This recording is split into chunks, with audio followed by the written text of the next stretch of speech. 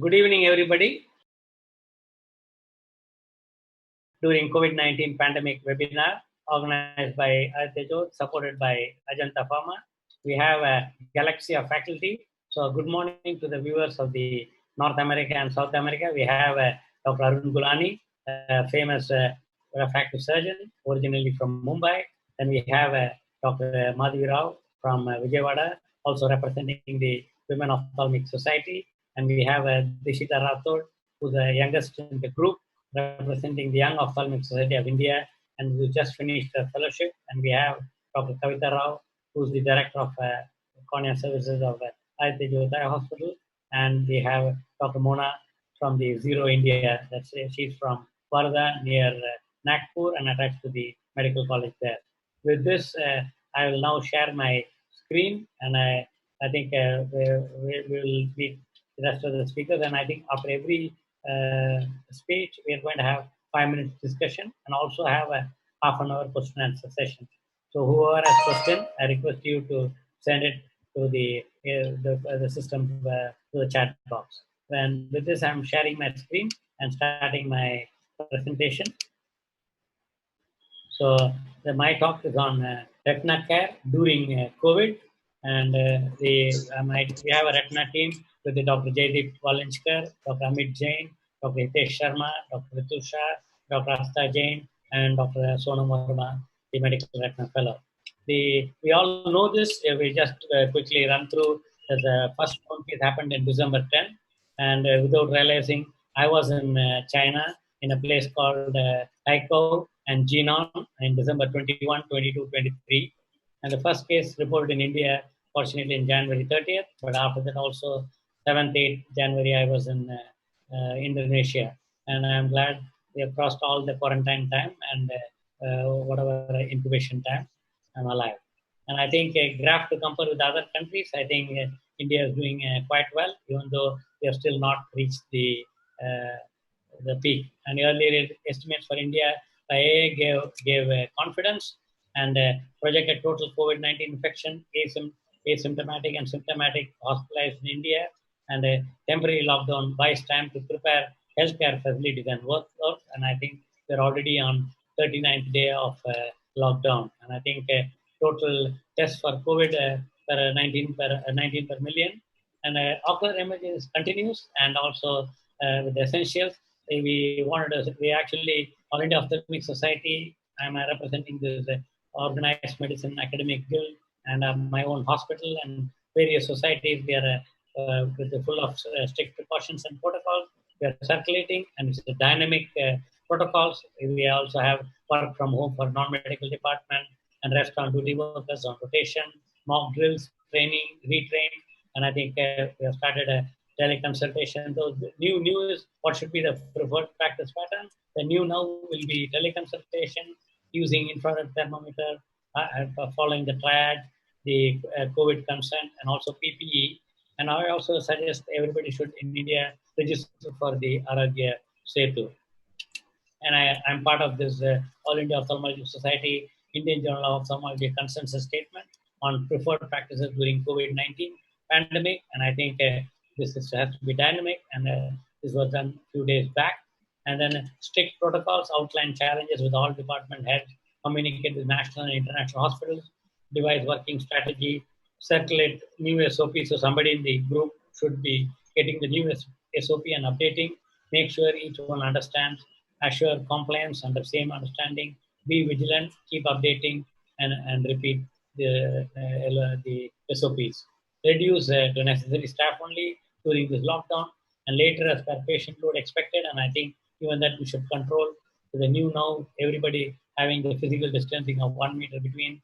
You can see that whenever there is I think today the wine shop have opened and there is crowding happen. I think if the general public do not understand, I think at least we ophthalmic professionals and the paramedical profession should understand, set an example to the rest of the community. Encourage work from home in whichever department it's possible. And unfortunately, doctors cannot work from home. We have to be in the forefront. And teleconsultation is a very useful legalized portal. Dr. Kavita will be talking on active segment. Follow-up of patients under treatment actively helps in filtering those requiring personal visit on same day on a designated to avoid clustering, maintain rapport with old patients with assurance. New patients develop confidence in our health services. Emergencies are better assessed and encouraged for timely treatment. And mock drills, training, retraining, and this is what I'm focusing. Ask for a history of fever, prefer to send to their, depending on if our hospital is working, but somebody ophthalmologist is not working, send to the nearby eye center, give properly spaced appointments, send an appointment message to the patient, and only one attendant to accompany. Patients to be asked to come with mask on or provide mask, and patient or attendant must not be allowed to use the used mask. And PPE for OPD staff, gowns for clinical staff, respiratory N95 mask, face shield, goggles, double gloves, shoe cover, coughing, and safe disposal. And at security, this is common for any OPD, and I think and also for retina OPD, where and security ensure masks are well covering without valve, hands to be sanitized, thermal scan temperature, maintain entry record register compulsorily, COVID-related hospital visit concern, inform about marked circles, step ahead when one next one is empty to ensure 1 meter physical distancing. And I think that's what I'm repeating. And same thing in the paper, in the reception, paperless registration, and only hospital visit regulation message to be forwarded and register number, guide to be seated, maintaining the physical distancing. I personally visited the hospital today to make sure it is done. Informed to collect a summary at the end of the visit, and everything should be done electronically, donning and doffing. And at optometrist, again, optometrist does the best corrected visual acuity with old glasses. And again, when the adult is there and the relative can wait in the car so that on mobile the relative can come and in case that it called for. Avoid refraction wherever can, and no MCT.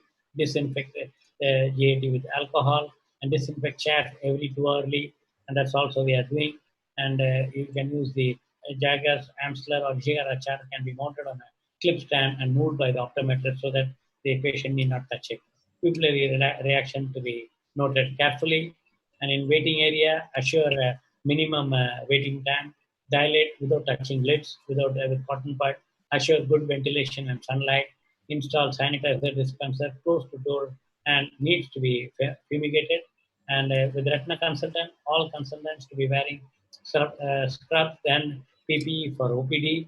And our retina consultant is following where he goes to the changing room and changes to the OT clothes, and then over that he wears the PPE so that when he goes home he wears his, that same clothes back so that he has to travel a lot, and then goes home and again follows the general protocol. Install protective shield on the slit lamp, avoid air conditioner, fan should be directed towards the patient, and prefer indirect ophthalmoscopy, that's what we do, and clean slit lamp, chair unit, and lenses in between consecutive patient. Consultant must sanitize hands between each patient. Face protection shield has to be cleaned every day, and we have the face shield N95 to be used, and using a 3-ply mask over it can assure more longevity of the N95 mask. And in the retina consultant, only patient diagnostic room, FFA and ICG to be avoided, B-scan probes and device to be cleaned with alcohol soap, and printouts to be handed out to a doctor by technician, and or you can electronically transfer, that's the best. If electronically not possible, you can use the mobile phone, take the photo of the, or take a video of the screen, whether it's OCT or ultrasound, and send it by WhatsApp to the consultant. So within the hospital, we are planning teleconsultation for a senior consultant like the clinic. But when we start after the post-COVID, I'm deciding this so that my exposure to the patient will be reduced, and I'll concentrate on only patients to be operated after the post-COVID. And laser to be fire tested once every day. If you're not doing laser, lenses can be covered with a cling on plastic wrap, clean with alcohol or commercial solution, and wash lenses between patient. Bacilloid or 1% sodium hypochlorite, more economical for surface cleaning of tabletops and machine. I think this we have to teach, and I think sometimes when you put an order, I think the staff tend to break it. So I think we have to explain why we have to do it. I think that's what I see the problem in the road, that some places physical distancing is not happening because they are bored to stand in the line, or there's a lot of sun. I saw today going to a pharmacy shop, there were circles, but because of the sun, they were all standing in the shade. close to each other. I think somebody has to give the counseling instead of fighting or punishing them by somebody.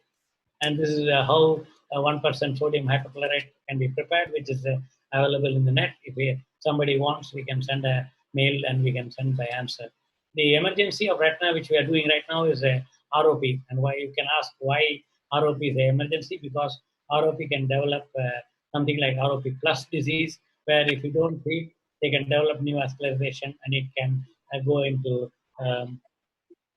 emergency like producing hemorrhage and retinal detachment, acute retinal detachment, choroidal detachment, retinal tear, central retinopathy occlusion, vitreous hemorrhage, retinal pigment epithelial rip, massive subretinal hemorrhage, acute ischemic optic neuropathy. And operable emergencies are sight-threatening, permanent significant visual compromise anticipated, mandating anatomical restoration.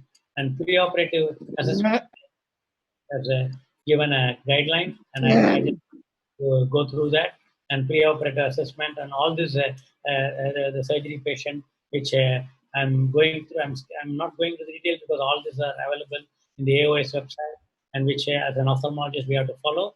And one word of caution: our secretary and president all the time mentions is, apart from the AOS, also go through the ICMR guideline as well as your own state, because the Indian the health is a state subject. Please make sure you are compliant with the state guidelines. And prior to day of surgery, make sure the supplies are close to, no, not close to expiry, availability and wellness of the decided team. So that's what I'm reassuring my team, that utmost importance is your safety. That means the surgeon and the retina surgeons and retina team or anybody. I mean, eye hospital, the paramedical, the security, the reception. I keep telling them your safety is important, because only you are safe, your family can be safe. Same way the patient can be safe.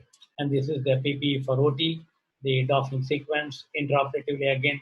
I think there's a lot of discussions in various webinars, post-op follow-up. So I would like to thank the Dr. Our consultant who helped me in preparing, Dr. Jaideep, Dr. Sonam, and I think also we have used the AAO guideline, AOS guidelines, and the VRSI guidelines. And if you have any requirement, you can write an email to me, or you can contact by WhatsApp or any of the measures. So I think with this, I think the retina care, we are already working with all the emergencies from um, almost 40 days. And I think with this, I think the next speaker is Dr. Kavita Rao. Is she ready, Kavita? So in the meantime, Kavita gets done. Can have anybody have any points for a minute? We can discuss and then ask Kavita to. Dr. Madhvi Rao, you would like to say any comments? Yes. Madhvi, can you hear me? Yes. I can hear you, sir. Any comments you want to add? Yeah. Regarding retina practice, basically, I think your people are the only ones who have been doing a little bit of ophthalmology practice in the lockdown period also, because most of the emergencies have been coming up for you all only, I think, vitreous hemorrhage or post your injections and ROP patients and things like that. But I just want to know, sir, if your semi-emergency sort of cases, you still would like to wait for some time, or still would like to start off with going back to your regular practice now once the lockdown is lifted? Would you like to? No. I'm not encouraging regular practice, even though we thought of starting on May 4th, thinking Okay. May 4th is open. So on a Saturday, when we had a consultants meeting, and that time by the time we already got the government order on Saturday morning, so we decided not to go. And even when it opened, I'm actually making a drill. How many staff are required? For example, we have decided not the number of consultants available, and based on number of optometrists available for workup, because in our hospital we 100% depend on optometrists to work. So I have addressed several optometry webinars where I suggested that we are working together. That is, optometrist, ophthalmologist, hybrid practice is very important. One, the exposure of the time between a doctor and patient is reduced, and exposure of the patient also is reduced to a single person. So with optometrist, with some in between, and then to the consultant. So the consultant then directly arrive at the diagnosis and send the patient off. And there's a beautiful video by Sion Hospital OPD where they made like a visa office where the physician sits in a different room, and it's totally airtight, watertight, like a visa office with a small counter, and the patient doctor is communicating using microphone, which we have not done like that. And here at least we can communicate between the optometrists like that. Yes, And yes. so I'm trying to practice telemedicine, teleophthalmology between my retina consultant and my room in the third floor, so that I don't have to see the patient, and patient also, it is only to protect myself, and when I Yes, come back home, to protect my 102-year-old grandmother. And I think yes, all the 60 plus surgeons have to take care of that. I know, even though I look young and energetic, plus with the immunity, I think you cannot be stupid. I think you have to be yes, wiser. And today also I came back, almost took half an hour bath, because I think you should learn to enjoy the bath with soap and yes, yes. all your things to the And head. most of your retina things you have to use, it's more of a equipment oriented also. You need OCT to be done, lasers to be done, and everything. So, Fortunately, we have everywhere one like a fellow come. So I think fortunately the exposure is limited. So we are happy that the fellows DNBs are taking turns to come, and touch wood, my team is working 24/7 daily. Is Kavita ready? Yes, yes, sir. Okay, so we have Dr. Kavita Rao, who's our I call her the most well-dressed ophthalmologist, and I think it's important. Visualization is important, and I think she's very good. So she's going to talk on how she is actually managing teleophthalmology and serving several patients daily. My slides seen? Yeah, you're seeing well. No, my slides? yes, Yes, you can see. You can see. you can put full what do you call full screen. Some issue. I think just does anybody else want to go ahead? Wait, I'm just going to try once more. I'm just going to try once more. Double click on your presentation. I think it goes full screen then. Okay, just give me a minute. Mona, in the meantime, are you ready?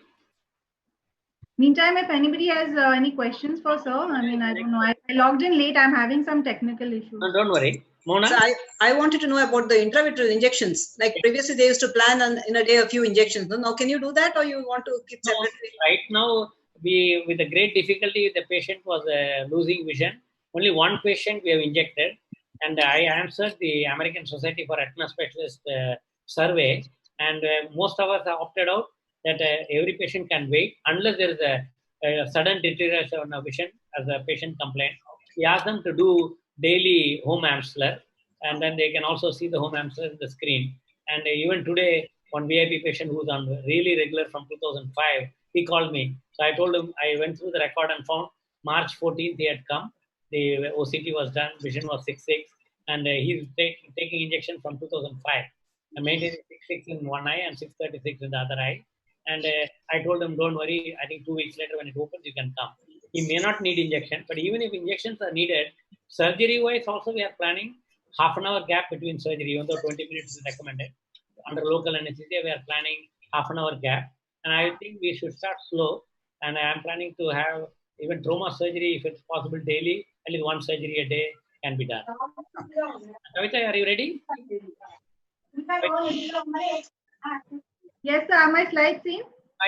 Yes, perfect. Yes, wonderful. And apologies for the technical glitch. I'll be talking about telemedicine in ophthalmology. I'm quite sure Dr. Natrajan has covered quite a bit about it. I'm sorry, I unfortunately missed his talk. So I think WHO put out this very important sentence that coronavirus will be with us for a long time. And so we've moved from strict lockdown where now it's been eased in some places. And there's a lot of fear factor which is going on, not only in the doctor's mind, as Dr. Natrajan said, especially for the senior doctors, but also for patients. Now, what is happening is that everybody just wants to get back to normal. Everybody feels that, yes, now at the end of 1 month or say 6 weeks or 8 weeks, they're going to go back to normal as in the pre-COVID times. Now, what I want to stress here is that we need to get used to the new normal. Now, what is the new normal? We don't know. All of us are also learning by the day. Now, what is our routine OPD going to be? How many numbers of patients should we be seeing every day? And that's the reason I definitely feel that telemedicine is here to stay. Now, having said that, all of us are not in the same boat. Now, what do I mean by that? There are different scenarios for all of us ophthalmologists. There could be like a small single doctor who's practicing, who does not have an optometrist, who has no backup. He's just got a receptionist. There could be a mid-sized practice who has a technician, maybe some optometry backup, and of course a large institution like ours and the other institutes of India. Now, what is the workflow that is followed in any teleconsultation? There are three important E's. First is e-consent. Then someone needs to be muted here. I think that's Lakshmi probably. Please mute yourself. So the flow that is important is e-consent, e-payment, and e-consultation. What is why is consent important? Because of course we are not taking a physical consent. There are various ways of taking the consent. Either you can just take the send the patient the consent on SMS. If they're very old, they're not able to understand. At least let them reply that yes, we agree to whatever your terms are. If the patient is tech savvy, he can send the digital sign. How can you do a digital sign? This is an informed consent. I want to give credit to Dr. Akshay Nair, who's our oculoplastic surgeon, who's made this consent. Now, what if the patient can do is you send this PDF to the patient. The patient can take a screenshot of it on his phone. Then he can use a digital pen and sign on it and then send it back across to you. He can put his name, signature, and date and send it across. If he's using a laptop, he can use an Adobe Reader and sign it. So that's important. Once you've got your consent out of the way, the next thing is payment. Of course, you need to know that your time and your services are being compensated for. So you can get the payment out. You can use any of these, methodologies. Your staff can handle it for you. You can do it yourself. Once the consent and the payment is sorted, you come to the actual consult. Now, the actual consult is of various, also has various arms in it. You actually set up the consult, like the time of the consult, send and notify the same to the patient, the actual consultation in itself, and then giving out the prescription. So let's look at each. Now, of course, the scenario is different if it's a different practice, like I've already talked about. If there's a single doctor run practice who has no backup in the hospital, what he can do is he can ask the patient to take photographs of the eye and send it via message. And once he looks at the photograph, then he can have a video or a WhatsApp call with the patient. Now, the patient can take the photo of the eye, either himself or the relative can do that. You can have the patient even look at various gazes and take a picture. These are real-time pictures which the patients have been sending to me over the last few weeks. On the left-hand side is a patient of adenoviral conjunctivitis, and the right-hand side is actually an old patient of mine with allergic conjunctivitis. You can see there's like this, the limbal nodule out there because of the VKC.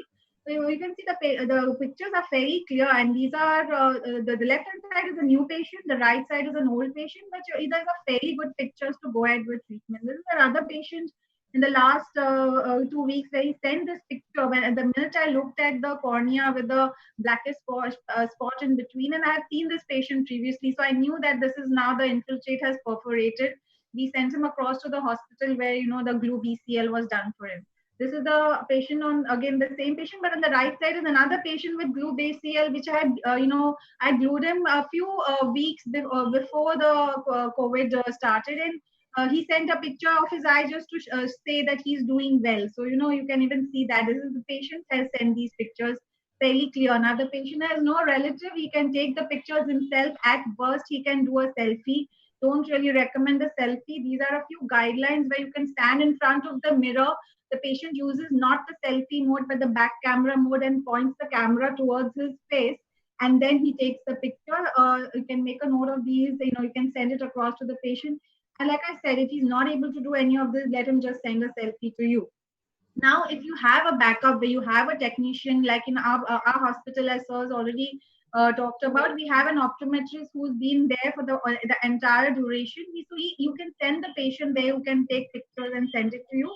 This is a trauma patient, as you can see, send pictures, which is very clear pictures, on our digital camera. This is another patient of follow-up where, again, like looking at pictures like this, you may not really need to go to the hospital in the immediate future. Someone sending you, this is my corneal graft. You can see very, very nice pictures sent. This was in fact sent today morning.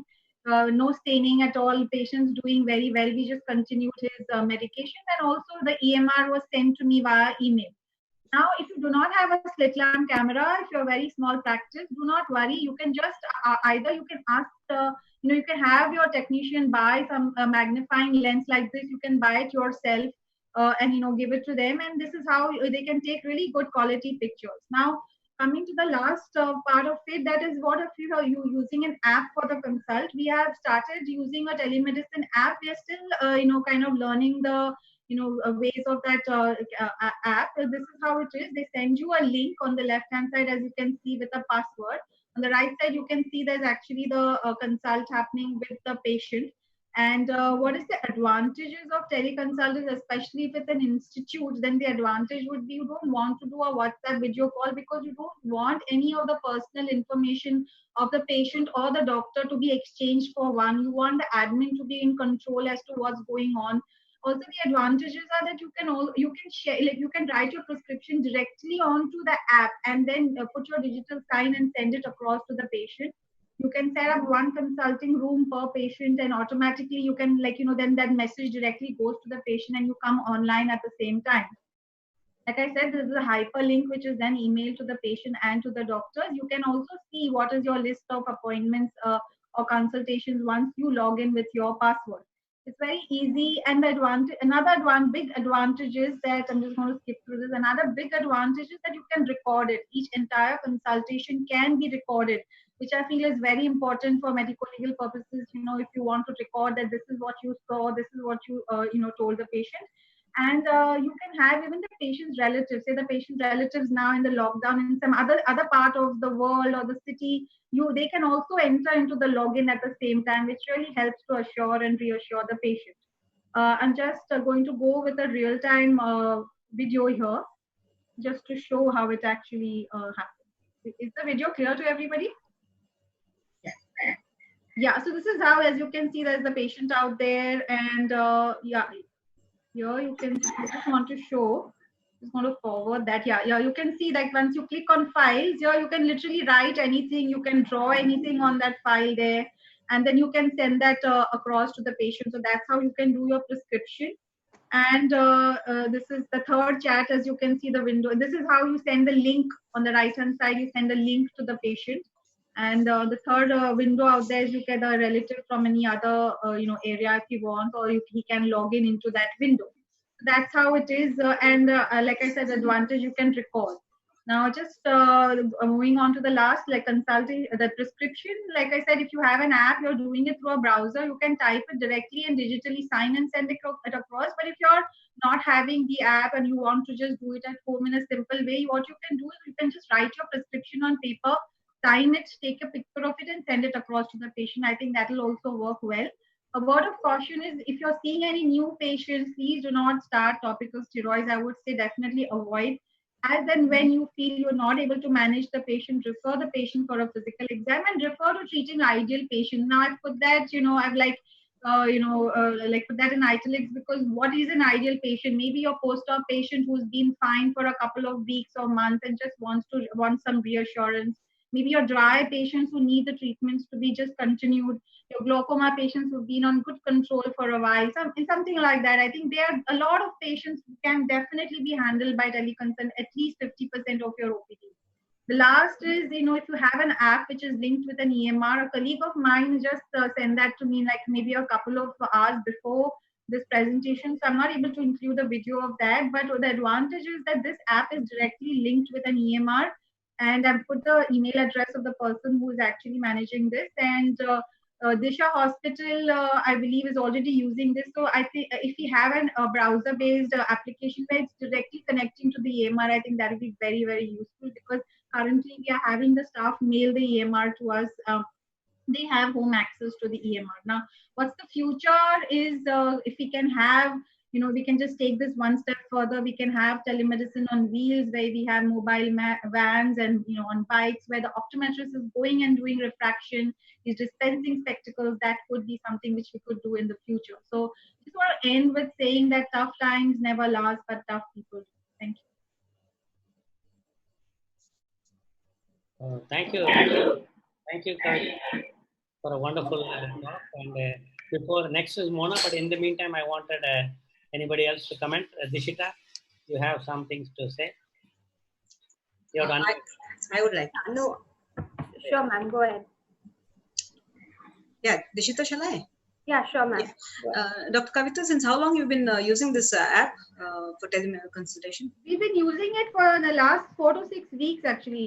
We did face some problems initially, but now they've gotten the hang of it. I think it's good. I do want to try out the new software, which is, the new app which I just talked about. I probably will try that also, which is linked with the EMR.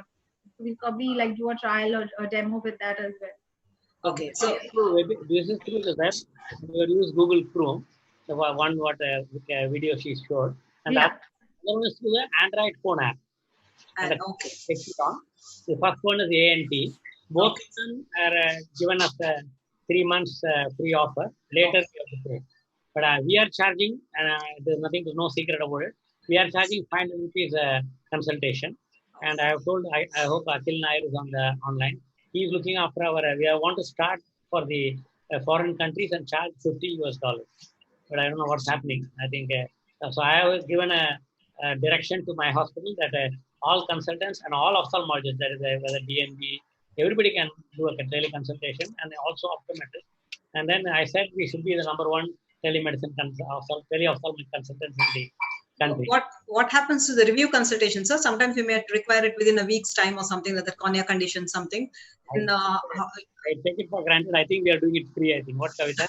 Sorry, sir? Do a consultation today, and a week's time they again come for a review consultation in tele. Are we charging? I don't. No, we haven't been. No, we haven't been. We're not charging.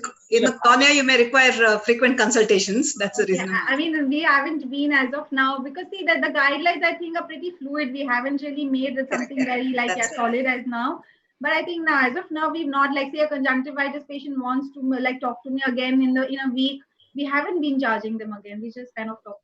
We both are getting the hang of it, the patients and the doctors. So probably it's a learning phase for both. So we need to get comfortable with that first. Today I'm getting calls, and I think first 2 weeks, even today I do sometimes free. Money is not the point, but I think there's commitment from both patient, and also we are entering this in the EMR. The only thing is, yesterday I heard on another webinar where the Sporus developer, he's telling that we should have an integrated thing. I'm not sure it was integrated. One risk is I don't know whether somebody can hack your EMR. So I'm not sure. Anyway, we are now doing it as a separate.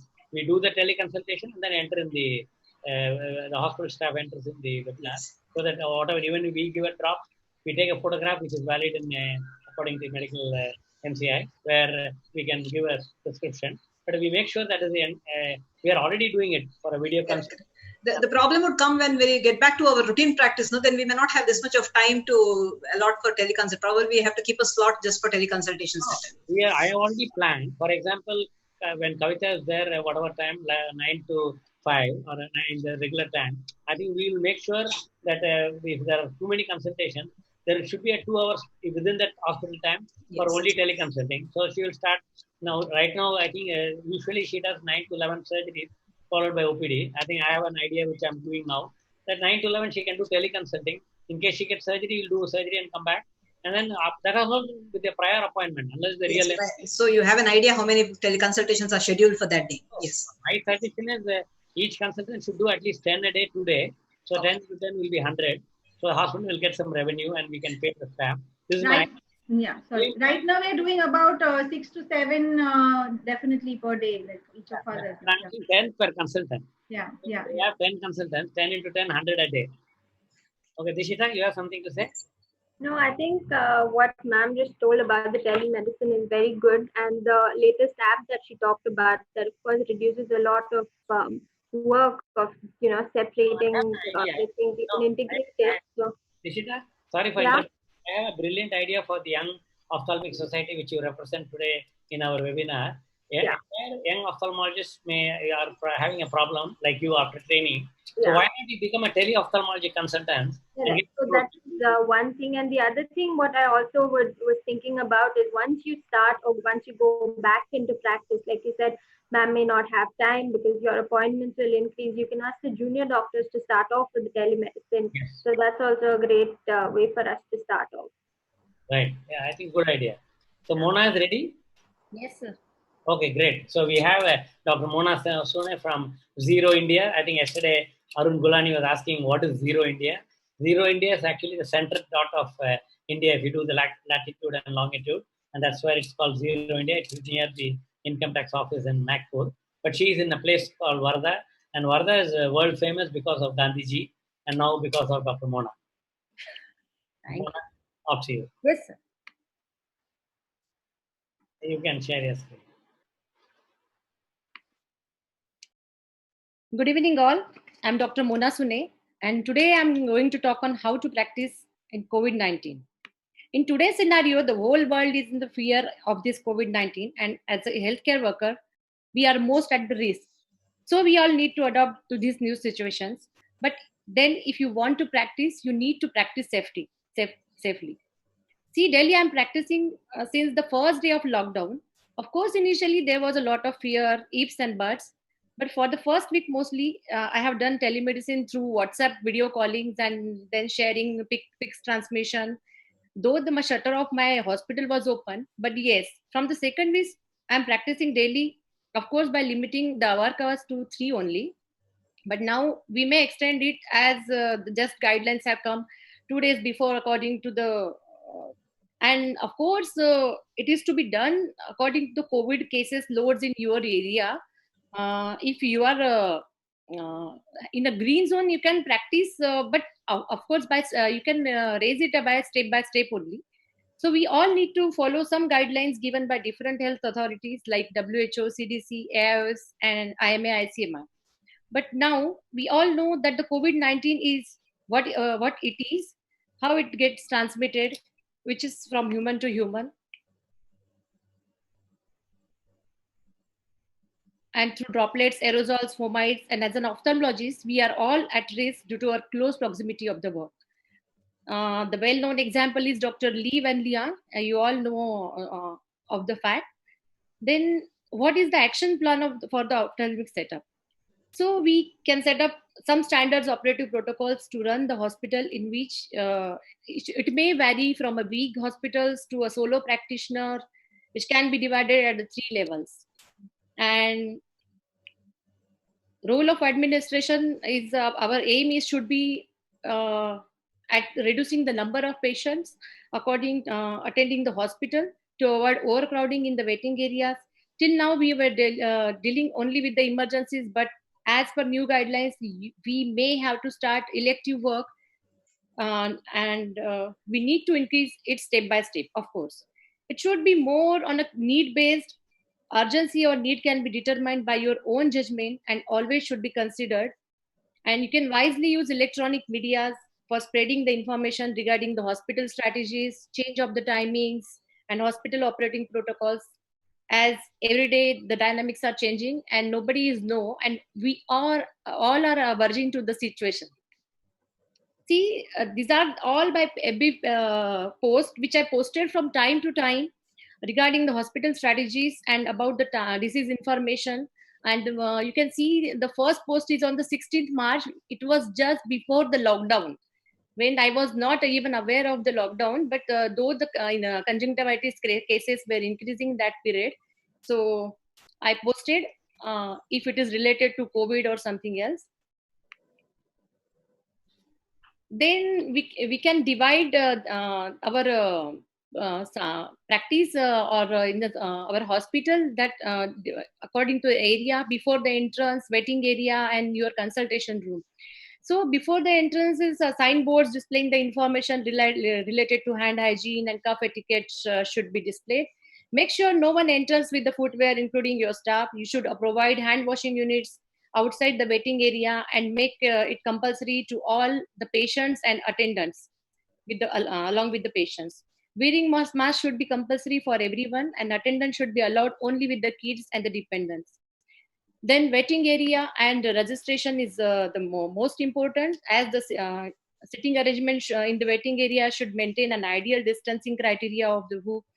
And you should, in each case, you should know the fever of history of fever, then traveling occupation, cluster, or contact with any COVID suspect or a COVID patient. And then case consent, which is provided by the AIOS or any local authority with the complete postal address, and contact is taken in each case. from address, one can know whether the patient belongs to any hotspot.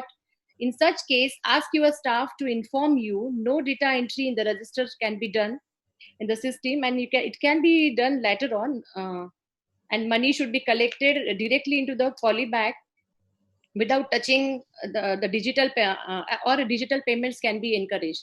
This is my waiting area, the one visual display, which this is the NGO which I work for, and this is area where we can see the distancing and proper taking of money in the poly bags or open door of the chamber. Then the triage on the phone, which is the first crucial step in protecting the doctors and other patients from exposure. And you can avoid the walk-in patients and reduce the number of patients in your hospital. But I will not discuss, as it is already done by Dr. Kavita. But in future also, it will be very helpful in planning the surgeries and giving them appointments. Then about personal protective measures for the doctors and the staff. As far as the personal protection to be wear in OP, head cap, 3-layer mask, N95, respirator, face shield or protective eyewear, and unsterile gloves should be enough. OT gown in OPD should be a personal concern, and you should have a PPE kit in the stock in case of emergency or dealing with high risk case. No use of public transport should be allowed to the staff. Rather, till now there is no public transport is available, but very soon it will be starting, so you can ask your staff not to come by public transport. This is me in my consultation room. Then come through examination room. Only patient should have an entry except for the kids or dependent, and the protective guard or a barrier on slit lamp should be there, and slit lamp cleaning after every patient with the spirit should be done. Keep minimum conversation to lessen the contact period, and deal all the patient of conjunctivitis as a COVID-19 suspect, and dispose them fast as keeping the prescriptions ready, which we commonly prescribe for your conjunctivitis patient. Only soft copies of the old prescription and blood and radiology report should be entertained, and use of new prescription for each patient is to be done.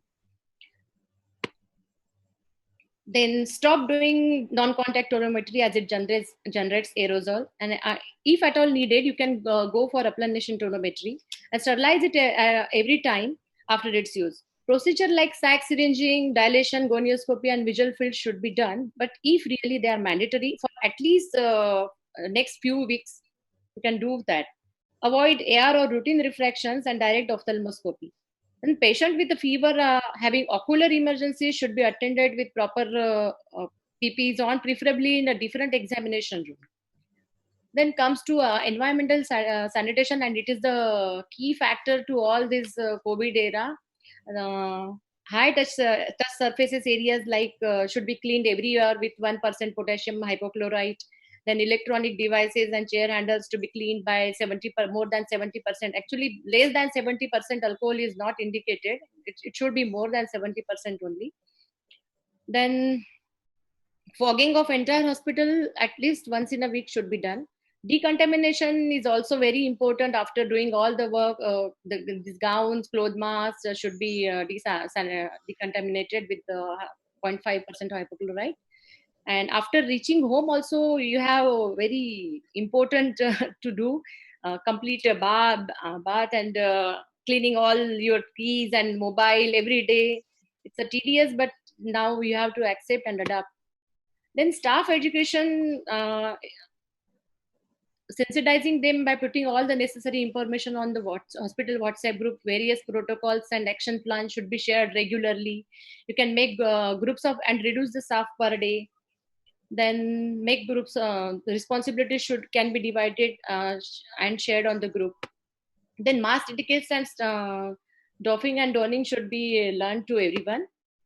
Then SCQ as a prophylaxis, actually it is not recommended now, as because it has no action on the critical enzymes of the viruses. So it is not better not to take as a potential risk of cardiovascular diseases.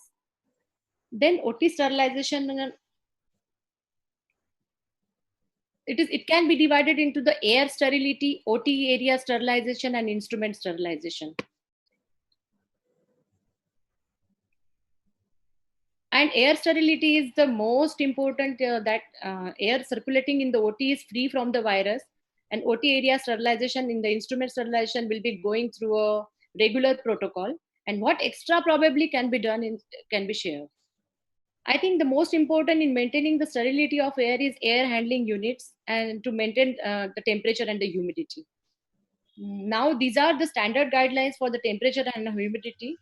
And to be very honest, nobody knows how this COVID-19 will behave as far as the temperature and humidity is concerned. Otherwise, there shouldn't be a rise in the cases as far as our Vidarbha is concerned, as the temperature had gone above the 40 degrees centigrade. And the temperature within 21 degrees centigrade plus minus 3 degree, and humidity between the 20 to 60% should be ideal. And so if we haven't measured humidity yet, this is the right time to do it, because if your OR has been closed for many days, and at least you keep running your air handling units and exhaust fans regularly before starting the OR, and temperature is taken care by the air condition. Then air quality. This is something that is very important to maintain a positive pressure inside the OR than the surrounding. It means that the air from the OR doesn't go outside as it mixes with the air outside. The current AIS guidelines and the discussions in the webinar seems to suggest that probably after each surgery need to stop this positive pressure, which is in normal scenario. We always try to maintain that the outside air should not enter the OR, and will probably need to relax. For example, if the we meet the asymptomatic carrier of, and he breathed out lot of viruses 20 to 30 minutes in the OR, we don't want that air to go out, and that air in the waiting area and the nursing counter spreading everywhere. So that many experts are suggesting to relax this positive pressure ventilation just before the end of surgery, so that therefore the gap of 20 to 30 minutes between the two surgery. The rationale being the effect of the positive pressure goes off, the air exchange, the air doesn't go outside, and then you can again run your positive pressure building devices, that AC and this air humidifier, air handling units. So nobody knows the correct answer, but I think we want to maintain still the positive pressure as far as our air is concerned. Then the laminar airflow. Till now it is said that it is ideal, but in COVID scenario it is found to be very dangerous, as the flow of air is directly to the operating team, and if you meet the COVID patient, then whole of the team is getting infected, as this, it will make a big aerosol. And then we have various air handling units, again the HEPA filters. AC, again, I don't find it contraindicated. The problem of the COVID is the size of the virus is 0.1 micron, and it can pass through any pores of the HEPA filter or any base system you have in your OT. So chances of virus keep circulating is the main worry. These AHU filters should be cleaned and replaced regularly at 3 months and 5 years. Then OT sterilization and should be done as standard guidelines. This is what the air handling unit or air sterilizer at my place. OT sterilization has no specific guidelines for as far as the COVID is concerned. So we are going through the regular protocol, what we are doing now. Yes, autoclaving, actually the proper documentation at each time is mandatory, so that we know that each time has the instrument and the trays have passed the autoclave test, so that if something happens wrong, apart from this COVID area, the entire system of your hospital, and you never know how the stand of the patient will be there in these such situations. Then culture swab and should be sent every monthly. These are the specific guidelines given by the AIOS, that surgery should be a daycare, X-ray chest plus minus. I don't know how we are going to do it. But again, avoid general anesthesia surgeries as it creates lot of aerosols. Then all universal precautions as usual should be taken. Then minimum number of staff in the OT. Then there should be a 20 minutes gap between the each surgery, and the protocol based disinfection of the OT should be done after each surgical procedure. Then elective surgeries. Yes, we can, but obviously we need to know what is the scenario in the next 15 days, how the COVID cases loads are there, in which area you are situated. According to that, you can proceed step by step. Then, so with this situation, we don't need to change the standard protocol of the sterilization, but make sure if it is done in a proper way. And I hope if there were closed, we all did sterilization at least twice a week, so that now they are ready to use. Don't know how to avoid positive pressure at the end of surgery by risking and contaminating the OR by increasing the chances of endophthalmitis. As we are using our gowns and caps and mask gloves, I don't think there is need of wearing complete PPE for at least as far as the anterior and posterior segment surgery is concerned. But yes, of course, in oculoplasty and trauma surgery, when there is you are expecting the blood spillage, you should have this complete PPE. Then you should avoid running the multiple tables at a time. And if you are running the two tables run only one table at a time, and use everything new for each patient, as the serological disease can transmit. And we have to limit our number of surgeries at least for a few more weeks. Then we have to accept this new normal, adapt it, and act. Thank you. Thank you, Mona, for a wonderful presentation. Kavita, you want to say something? Presentation, she's covered a lot of points. I only feel like, maybe about her, she said that you don't need to wear PPE during anterior segment surgeries. I would like to disagree. Oh, only N95 mask, eyewears, I think cap and gown is enough for anterior segment, what I feel. But it can be different. To the panel, I would like to disagree there, and I feel for any kind of surgery at this point, whether it's anterior segment, you're operating so close to the mouth and the nose, we definitely need to wear a PPE. And about elective surgeries, Dr. Natrajan, would you like to comment about whether, because Mona said that we can start, or would you like to comment on that? Like, when do you think would be the right time to start? I think I'm waiting for a AOS guideline, and I think nobody has still said. As I mentioned in the institutional webinar, Dr. Shubhadra Jalali said, why do you want to call this as elective surgery? And she suggested that it's a need-based surgery. Somebody, as an eye surgeon who has a cataract, who needs vision for treating a patient, he should undergo surgery. And that is nothing like emergency. It's a need-based. So that will be post-COVID. And regarding the OT, I think there's a guideline given by AOS. And I would like to follow AOS, one, because that if there is a problem, somebody pulls you to court, there is a guideline which will support you, because every lawyer is picking up points what you have not done. So I think, Mona, you have to be protect yourself to protect for your future. I think one of the first webinar, the legal consultant, a senior lawyer came from Bombay, and he said, in next 5 years there will be cases that are during COVID, and I think that time nobody is going to tell you what good you have done. Everybody will find out what bad you have done. So I think we have to protect by law in every angle. Yes. And at least our institute, we have Dr. Sugandhi Iyer, who's a medical legal consultant for us, and she is part of is deputy medical director of Hindoo Hospital. So whatever protocols they have, and I keep talking to all hospitals. Kavita talks, our consultants talk, so that we want to know what is Arvind doing, what is LV Prasad is doing.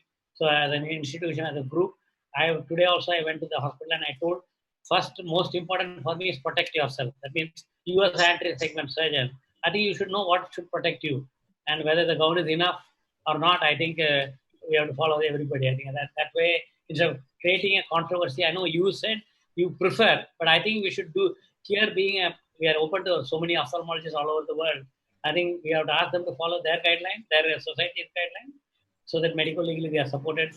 The rule is different in US. Arun is back with us, and I think maybe Arun, you can comment, and I will ask the next. I think who's next? Rishita is the next to go, so you can keep yourself ready. Arun can comment on the anti-segment elective surgeries or whatever need-based surgeries, and when do you want to start, and also about the precautions during cataract surgery. So I totally agree. The question also was whether you need to wear PPE while doing cataract surgery, and also when would the right time would you feel to start elective surgery? You know, it's amazing. We all have the same questions. As you know, I just got to my institute first time in now 6 weeks, 6 to 8 weeks. And we're going to look at all those things with the staff and make a plan. I totally agree with Dr. Natrajan. Number one is your own safety, your staff's safety. Luckily, most of us anterior segment, we don't really have emergencies as such, right? So that is first priority. Second, best part of this whole thing is it's not a closed system. Usually doctors are advising patients, right? There's such a disease going on, do this. Patients are now on the same Google as you are. So it's very easy now. They know a lot already coming in. They're like, hey, doc, do you know about the remdesivir medication on TV last night? You're like, no, I was sleeping. Cannot say that anymore. So I think patients are also so well educated. Half your job is done because they will come in with masks, right? So in fact, I'm encouraging my staff to, on telephone today, as I said to you, and I'll talk to you in my talk later, each one has unique scenarios of their practice, but patients are already coming knowledgeable. You don't have to raise the intensity of there's a problem going on. They know it. They also are leaving their house only if they have to. So I think it's a great time. We are all together, very high knowledgeable. And I agree, you have to be careful, have to go overboard. That's the only thing, because we don't know the treatment yet. There's no vaccine, there's no treatment. That'd be my take on it. I agree, Dr. Gulan. And Dr. Madhvi, you want to say something? I was just thinking that Dr. Mona is a very brave doctor. She's been working all through the lockdown phase. So maybe because of that, she's much more courageous. She says no need of PPE. But we are all, I think. I want to say this. I wanted to say this. I think nobody, I don't think the courage is the right word. I think she is duty conscious. And she told me, I'm a single doctor and how do I eat otherwise, she told me. I think beyond that, I think the question is confidence. And the second is I told her, just because of confidence, you should not make a mistake. It is like me. I think I'm an aggressive surgeon and I want to do so many things. But still, when I went to the hospital today, my next building has corona. The hospital, the next building. Yesterday, that old lady who had a chemotherapy went to Tata Cancer Hospital, and there was a little panic in the hospital.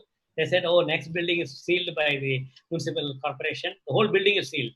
And I spoke to the two government officials, luckily, who are close to me. Dr. Sanjay Oak, who is part of the municipal corporation in KEM Hospital.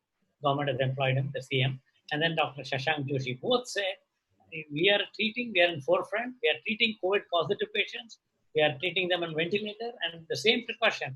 Unless it is 1 meter and you have a droplet, nothing will happen to you. So first you be confident, Dr. Natrajan, and don't spread fear. The way you are asking, are you afraid? He said, I'm not afraid. I said, I want to protect my staff. He says, yes, that's good. So don't give them confidence. Don't give them overconfidence. And I also told them, whoever wants to come, please come. Knowing the matter. Then I asked him, should we inform the patients that the next building has COVID? He says, no. Everybody can see, and I learned one thing in the institutional webinar that I want this to Dr. Arun to see that. You should see there's an app called Arogya Setu made by private but adopted by Government of India, which I myself have entered. And institutional webinar, I think Dr. Rajsekhar from Bangalore said, I think they are insisting every patient to enroll. The idea is if the patient is enrolled in the Arogya Setu, in the mobile, and you're on the Bluetooth, and it'll keep asking you questions, and you enter properly. Everybody in the government knows whether you are COVID positive or not, or whether you are, when you're moving around, it will tell you that this area is a hot spot, this area is orange, and here there's a COVID patient. And I think it's very good, amazing. I think I'm happy first time. IT, the headquarters is India, and India is on the forefront in COVID. And I think this sort of technology is very important. Today morning, I went to the hospital and already there are about 16 patients, they told me. 10 patients have gone home, 6 are there. So I suggested them make sure the relative sits in the car, have the mobile, and we're thinking of including QR code. So we want to reduce the human interface and use either robot or electronic. So I think we should not be courageous here. We should be wise here, and I think we should appreciate Mona is having the experience, and I think it is like somebody thrown into the ocean and you have to swim, and then she's doing that, and she's doing it wonderfully well. And I'll only request is to follow the guidelines so that you are protected, your staff is, and not only that, I think I told her to put the photograph of she did a camp, and I was against it. She did then she said the police has organized the camp, and they are following the physical distancing, they are following the mask, the hand sanitizing, and there they distributed 50 patients over 8 hours, and each patient, each constable or police was checked whole day and many days, and each day one ophthalmologist was going. I think amazing. I think Varda is doing wonderful, and she didn't put the photograph. I think you should have put that camp. I'm not suggesting to India because we have a foundation, and all my staff are living in the Dharavi, and I really don't know how to protect them. And Dharavi is hot now, a hot zone. So with this, I think Dishita is probably something like a debut performance. So I'm happy to introduce Dishita, who's Miss Bangalore, and mother is a Miss Bangalore, and she's Miss Ophthalmology now. Yeah, yes, Dishita. Thank you for that wonderful introduction, Dr. Natrajan, and also thank you for this wonderful opportunity. I'm just going to start off with my presentation. Yes. So all of us are in the times of Corona, and I, as a young ophthalmologist, I want to let you know what I am doing and what are the challenges that I am facing. So none of us would have thought of being in a situation like this. It's sort of like a nightmare, or we're living a movie of sorts. So what I feel right now is I'm absolutely pointless and useless at this point in time. And why so? Because I just finished my fellowship exams. I wanted to take a couple of days off, travel, and then start looking for jobs. But soon after my exams, the lockdown was announced. So there go my plans, all plans haywire. And while all the senior doctors here are discussing how to start off their practice, how to cut down on staff, there's so much uncertainty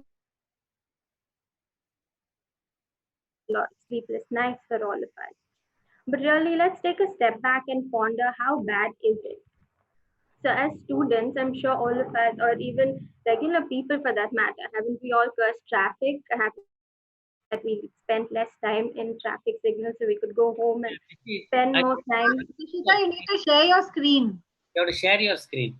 Oh, Your presentation. No. So you go from your first slide. Okay. All right. So all of us were impressed to look at you. We forgot the screen. Oh. Yeah, better now. Yeah. Is it visible? Yeah, you can make a full screen. Yeah, I'll do that. So sorry for that glitch. No problem. No problem. Yeah. So yeah, like I was saying, I kind of feel pointless, and about my personal situation, about how I just finished my exams. And I'm sure I have a lot of colleagues, friends, and a lot of other people who are also in the same boat, and a lot of doctors. So it may not be right to say the same boat, but we're all facing the same storm at this point. So, like I was saying, we've all really thought about sitting in traffic, wasting time. How, as postgraduate students or residents, we always wished for fewer duties and to have extra days off, or just to have enough time to learn a skill or two, or to start off on the hobby that we'd always been putting off, or just basically to strengthen our knowledge. So now that we have all the time in the world, let's take a step back, relax, rejuvenate, and think about what we can possibly do about this situation. We may or may not be able to do a lot, but we need to accept things the way they are. But for me, my biggest concern right now at this point is, when am I going to operate? And this is the time where I should have started operating more numbers, should have gained more confidence, but it just looks like my skills might be rusting at this point. So that reminds me of what my mentor taught us in the first day of my fellowship. He said, you must observe keenly. And what I've realized over the years is observation is actually so understated and it's so powerful. And in today's day and age, we have YouTube, we have the internet, we are living in the digital world. So there's really no excuse for us, to just sit back and laze or complain and give excuses. So go through a lot of, you have the opportunity to go through a lot of videos, learn keenly, observe keenly.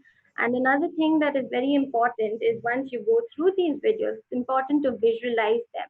And that's something I have actually been following even during my fellowship. You visualize what you're going to do, so you recall it. And even the days before my surgery, I go through it over and over again just before sleeping. So it also helps with sleepless nights. So all this is fine, but what we also need to do is physical conditioning. Like just like how athletes are not born overnight, neither are great surgeons. And since we do have time on us, we can start off with little things. We may not have access to, full setup of wet labs, but you can set up your own wet labs at home. Like you can try to make a rexis on the skin of a boiled potato or a boiled tomato, improve on your skill and speed each and every day.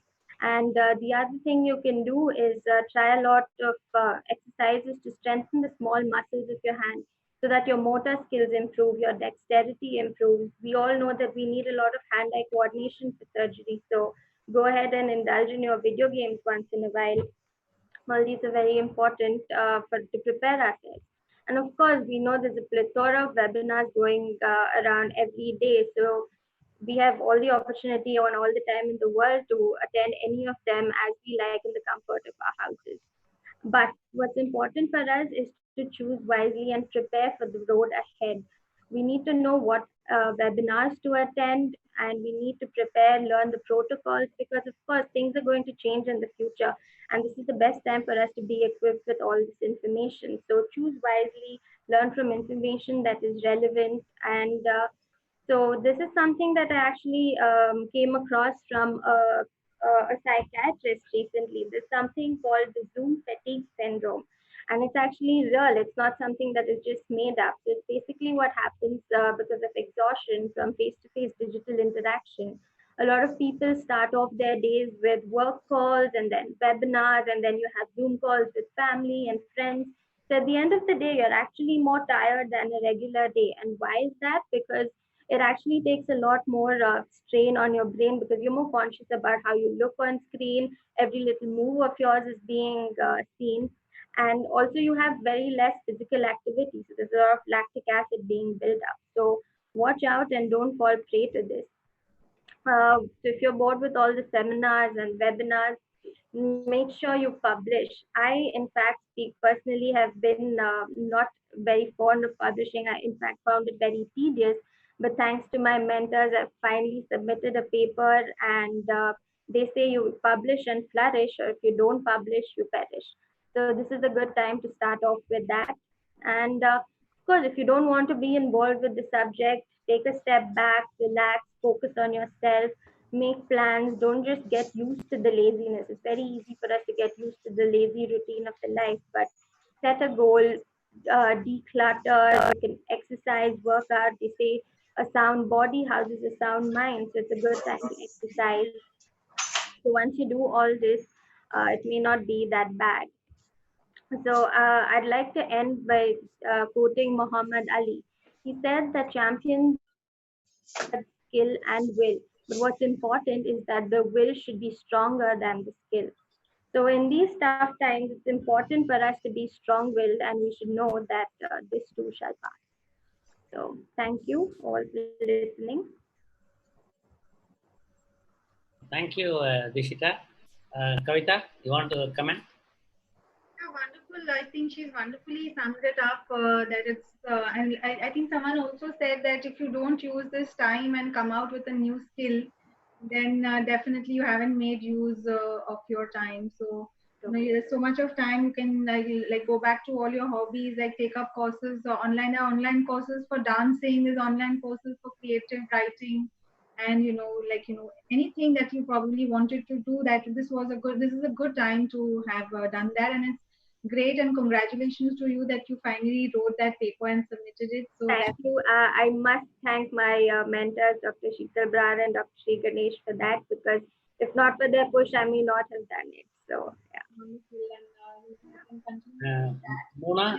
I agree with the Zoom webinar fatigue. I completely agree with that, because there would be a webinar and there is a pre-webinar check the day before, and then you're attending some other webinar. So I completely agree with the fatigue with the Zooms. I'm literally on Zoom for almost 1/4 of my day, which I think, yes, I need to rethink that now. Great. So Dr. Gulani, would you like to comment anything, sir? Arun? Well, I liked everything you said, Ishita. One, you said about visualization, which is very important, the way I like to teach and talk surgery. Second thing, being positive. Three is I absolutely believe, and I've said this and I'll say it in my talk too, during this lockdown, lock in. See actually what you want and were you in balance with your life before. If there's nothing to change, congratulations, you're done. If you do need to change, great time because you were forced to meditate during this time, right? Wonderful job. I love it. If it's sending a paper out, that's great. Whatever your goals were. Most important thing I like to say, there's another, Kavite, right? These Zoom. I mean, it's become amazing. I speak in my sleep now. It's unbelievable.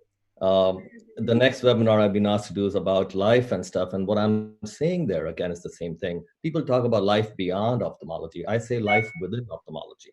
Why do you have to be beyond? That means you are not doing something fun every day. If you love to sing, sing while you're operating. If you love to dress up while you're seeing a patient. So to me, all those things are very vital. The misleading things that business people teach us. Don't forget, you're smarter than anybody out there, right? I keep repeating this many times. You were so smart in a college that you became a doctor. Remember, people celebrated that. That means even if you didn't realize, it was a big thing. Then among doctors, you become an eye surgeon. Remember, that's like the fewest seats available, correct? So really, you don't need anybody's advice. Just look in. There's nobody you need at this point. And I hate it when people keep saying, we need help from here and here. Just look inside. There's no one more powerful than you. Another thing, many people may be watching you. You may be their inspiration. So if you break down, it's over. You cannot. For your patients, for your family, for everybody, enjoy yourself. These were 2 months of vacation, but you know what? If you felt nothing changed, or just like another Saturday, Sunday, it means you are perfect in balance. Didn't need to do anything. You can still learn dance after work, 5 o'clock. While you're working, noontime, your patients will love you. And Dr. Natrajan does that, I know that. Yes, and Madhavi and Mona, you want to say something before Arun comes in? It was a wonderful talk, Dishi. And I just like the way you are telling us to be a positive in this lockdown. And we are also utilizing post-working period for such wonderful activities as cooking, painting, so many positive things to do. And well said, Dr. Gulani, that he's saying that it's beyond, not beyond ophthalmology. It's with the ophthalmology we have to go for all these things. Yes. Because remember, you chose this profession. You chose this profession. Remember, no one forced you into it. So if you made a wrong choice, it doesn't match your IQ. I won't believe it. Be clear? Will not believe it. So with that. Madhavi? Yeah. I like the new thing that we've learned, Zoom fatigue syndrome. Vision has now become Zoom fatigue syndrome. It's very true, because whenever I post the forwards that such a webinar is there, the people in my group, they keep saying, Madhavi always forwards about webinars. So they all must be fed up with this, they must be getting the Zoom fatigue syndrome. But then it's up to us. We have so much of time and so much of choice. We are spoiled with choice, we can go and select whatever we want, our subject of interest choice, and then we can, very nice, we can engage ourselves in different way. I like the innovative thing of potatoes and tomatoes and doing rexes with those boiled tomatoes and potatoes. Yes, you can keep your hands deft. I do the same with vegetable cutting also, keeping my hands deft. Because you need to do that, right? We are all into microsurgery. So we have to keep ourselves engaged. That's right. It's a very good talk, Rishita. Thank you. Next is Dr. Arun Gulani, and I want to present Dr. Arun Gulani as Arun Gulani, not doctor. The reason is, as he already mentioned, he's a great ophthalmologist. He's my neighbor from AEM Hospital, and I think I'm very impressed with him. I learn a lot from him. So one is how to present yourself. I think all my positive thinking slides says stand up tall, it shows how confident you are. And he's one thing. And I think if you see him, any posture, whether he's today morning's Facebook post, he's sitting in a small, like a balcony, like a steps, and then having the laptop, but he's sitting erect. And I think that's what life is about. As an ophthalmic surgeon, you have to sit erect. So I made a beautiful chair, operating chair, so that I all the time stand erect, sit erect. The same thing is standing tall. It emphasizes that you're positive, you're emanating. So I think like that, he does fashion. And I remember when I was probably Times of India covered in a big full-page article on me and Natrajan and three more like cardiac surgeon and orthopedic surgeon. Only ophthalmologist was me. And I think he's the only one who appreciated, oh, you're in that league where they put a photograph of mine dancing in a disco. And the fellow took photograph from morning, from my gym to the operating, the OPD, OT, and many interacting with patient and walking in the road. And finally, he put the photograph, which he took in the late night in the disco. And many friends criticized, and that was in 2005. Hey, how can you be in the fashion, man? And when you're an eye doctor, you have to maintain yourself. Then I learned from Arun, what's wrong? And we are human beings, and we are intelligent human beings, and we are not, and we are better than many in the world because we are intelligent enough to. That's why we are taking the fine surgery.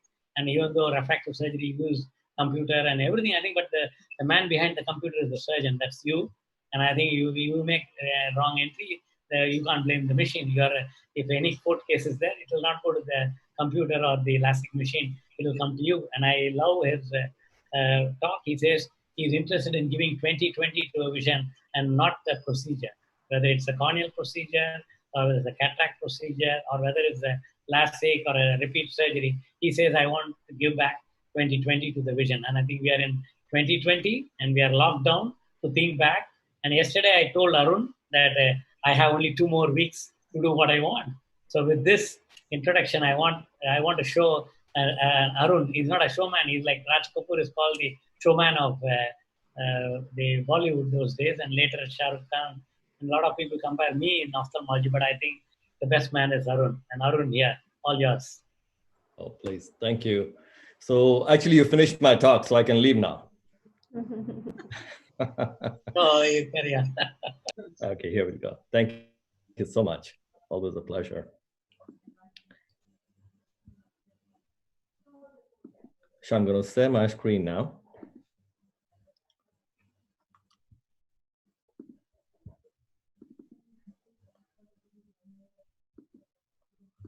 Can everybody see?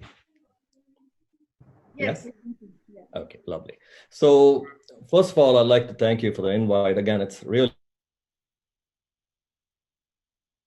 because I have never read a book. So that's a big thing. It's a big surprise to many people. And I don't believe in reading because I believe all of us have a GPS. We are already wound up with a mission. And all we have to do is release ourselves in life.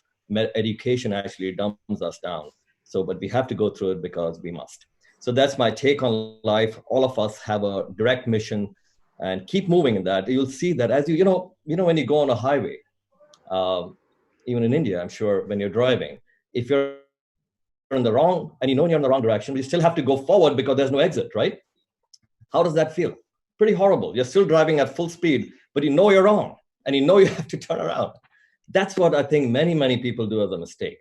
So, and how's that feeling when you know on the right highway and you step on the gas? That's an exhilarating feeling.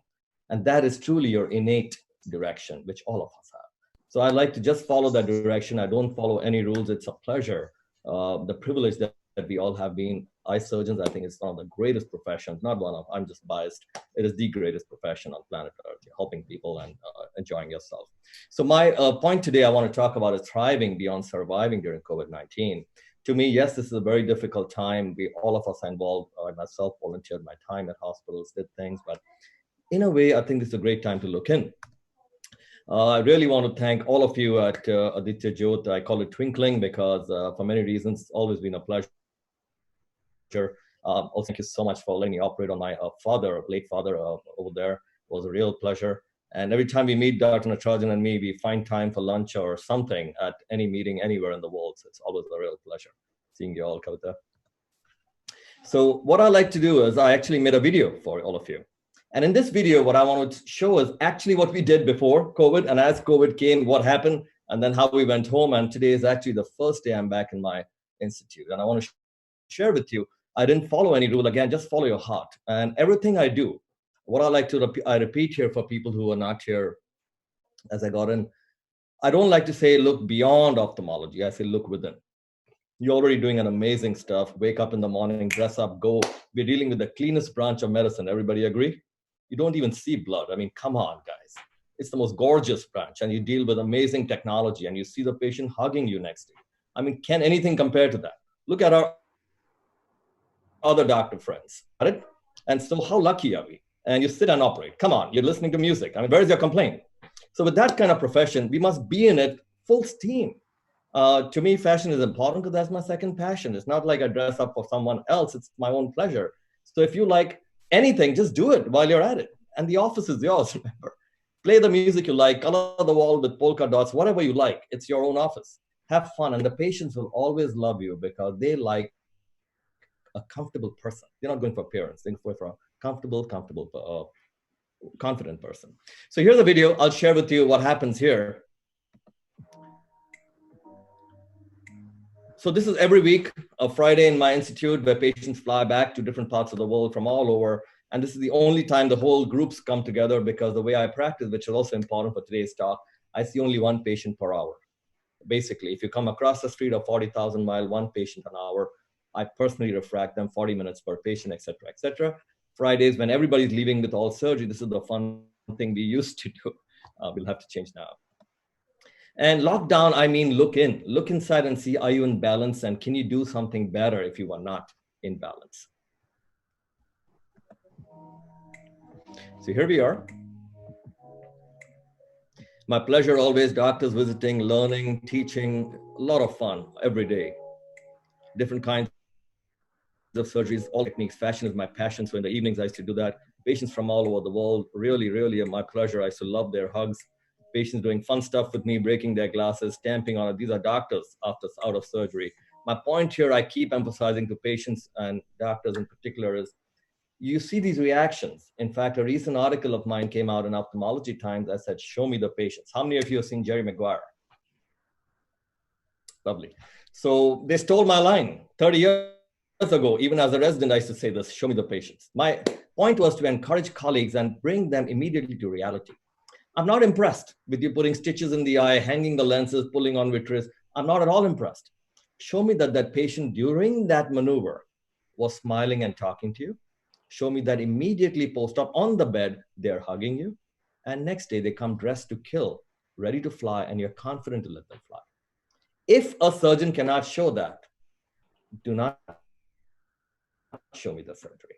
That's how strong I want to take this. Statistics are just ways of how you can fudge numbers. Remember, you can have a bigger range and you can immediately make a graph look good. But the human being who has paid for their surgery and is on camera taking a selfie is the only indication of success in today's world. How many of you agree with me? All of you? Yeah. Also, even while we are sleeping, remember, these patients are writing about you, right? So all that's in my article, please review. So those are all my important things I try to say. Therefore, when I show you this or any surgery, you'll see my patients are in it. Real people, in the most demanding patients in the world, in the world's most litigious country, who are posting on Facebook. Why are they doing that? Because below everything is a normal human being who was just waiting for your help. That's the way we have to see patients. And these are doctors, again, visiting my fun thing about teaching. Sorry, continuing the video. So slowly, all these things, the fun going on all the time. Again, like I said, doing fashion while you're doing it, not outside, while you're doing it. Having fun with your patient, letting them do whatever they want with you. It's a real fun time. Please see your post-ops yourself.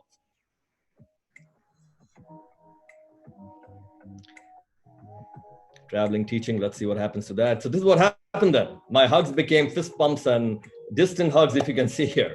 This is just before closing, then home. More home and more movies, took off my suit completely. Then webinars, the fever starts.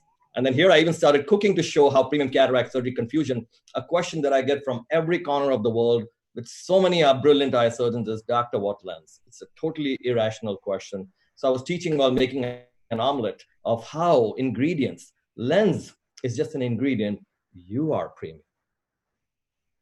Lens doesn't make your surgery premium. Imagine this. You're a husband or wife and you cooked a phenomenal meal and your husband's on the table with your guests and the guest is a super meal. You say, oh, she's okay. It's that special thing that I bought her that makes the food awesome. Won't you want to slap him right there? Yes, everybody, same emotions. So that's the whole point. See how confused doctors are in calling a lens premium. I'm putting this lens for you. Now look at the other side of it too, where again, you're getting harmed. If the patient doesn't see, first of all, if the patient sees 20/20, what are they going to say in their night parties? Oh, this is because my husband gave me this anniversary gift. He bought this phenomenal lens for me. That doctor, I don't know her name. I don't know, but that lens, that's why I'm seeing amazing. So first of all, you got no credit. Now here's the other side of this. If they are not seeing perfect, what do they say? Oh, that doctor, brain dead, man. Despite my husband spending so much money on that amazing lens, she couldn't make me see. Right or wrong? So you see how wrong this system is that majority of doctors are following. How do I know? Because their patients are here and they keep questioning me, these doctors. Doctor, what lens would I put in here? What lens would I? I'm like, please, you're a master chef. There are 40 lens technologies to choose from. Everybody, how many lenses are approved in the world? Anybody? 83. All right. So why are people giving these options like a waiter? Platinum, gold, garbage. What do you want, Mrs. Smith? Have you all seen this? Patients confused, you are confused. Now the lens goes in, then you're waiting to see what happens. So please get off that track. That's why I did this video. I showed how ingredients you can put as a master chef, and that revision recipe is what you should be famous for. Cooking for 2 hours, calling your surgeries nightmares, right? And cooking for 2 hours, but nobody eats your food and it smells like garbage. You failed. I don't want to know what pressure cooker you used or what technology you used. Nobody ate it.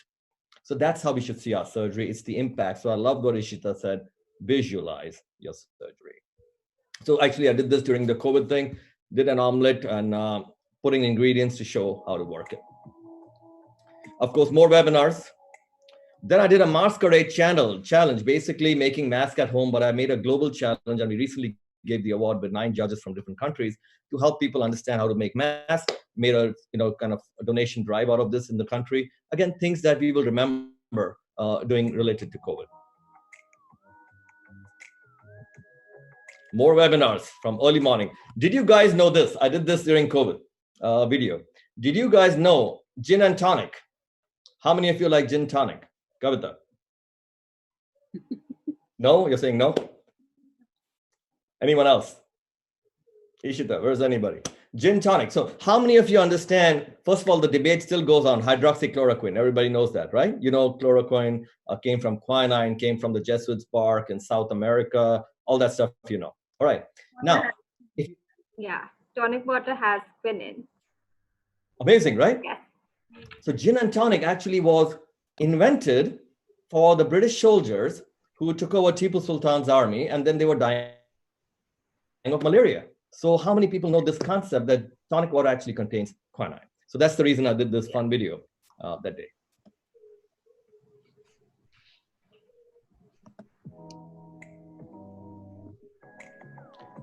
So there we are with that. Then I also did my fashion stuff. Kept on designing. I've designed a whole line of colors for this spring, now summer, and I actually did my own modeling outside my home because you have to keep it going. So kept doing that stuff. Oh, sorry, it keeps going back.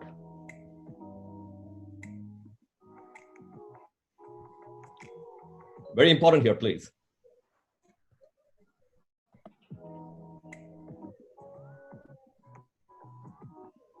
How many of you have heard people wearing pajamas below their jackets just because webinars is okay? So never cheated. Didn't cheat even once, I promise you. Very important. No, I am doing it. Right? I love it. I love it. I know this group won't do it. I know this group won't do it. No, I'm working on shorts. Then I even reflected during COVID. Very important time to reflect on what you're doing. This was a snail I captured a week ago on the beach.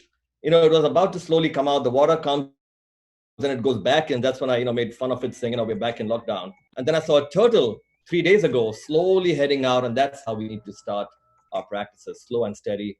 And of course, we need to get back to the same love we had, maybe with slightly different aspects of taking it.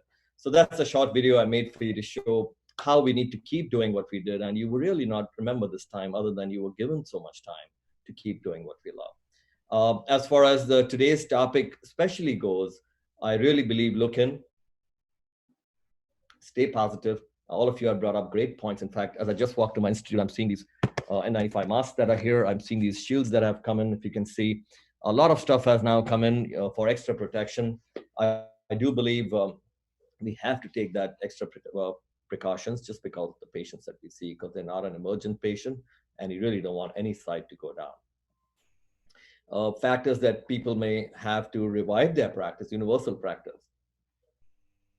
Patients will start getting oriented first.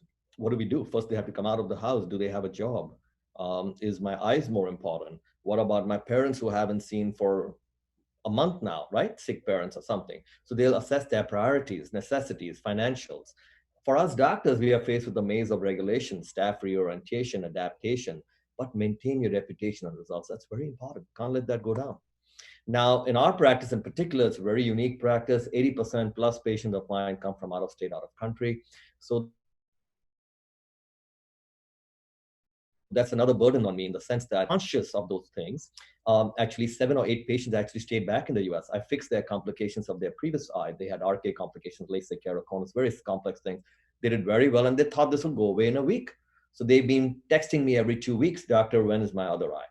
So that's my personal issue with my practices. I have to work with that, make sure that they get work and help.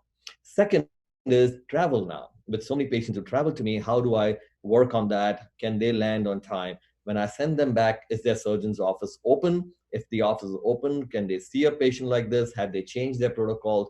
So those are practice-specific things. I'm not changing my scheduling because that stays the way it is. It is an elective practice. I'm going to, again, maintain the distances and protections and surgery, like was very well described here, Dr. Mona. And action points, very important from us point. What have we done in this meanwhile to stay in touch with patients, newsletters, social media? It's really gratifying to see patients texting you during this time, asking for your help and telling you how amazing they are seeing. Also, we are starting a triage video conferencing concept where I'm going to video conference these patients. All I have to do is see them, look at their topographies, talk to them, explain, and keep them ready when it's ready to fly. So that, and then staff also, please stay in touch.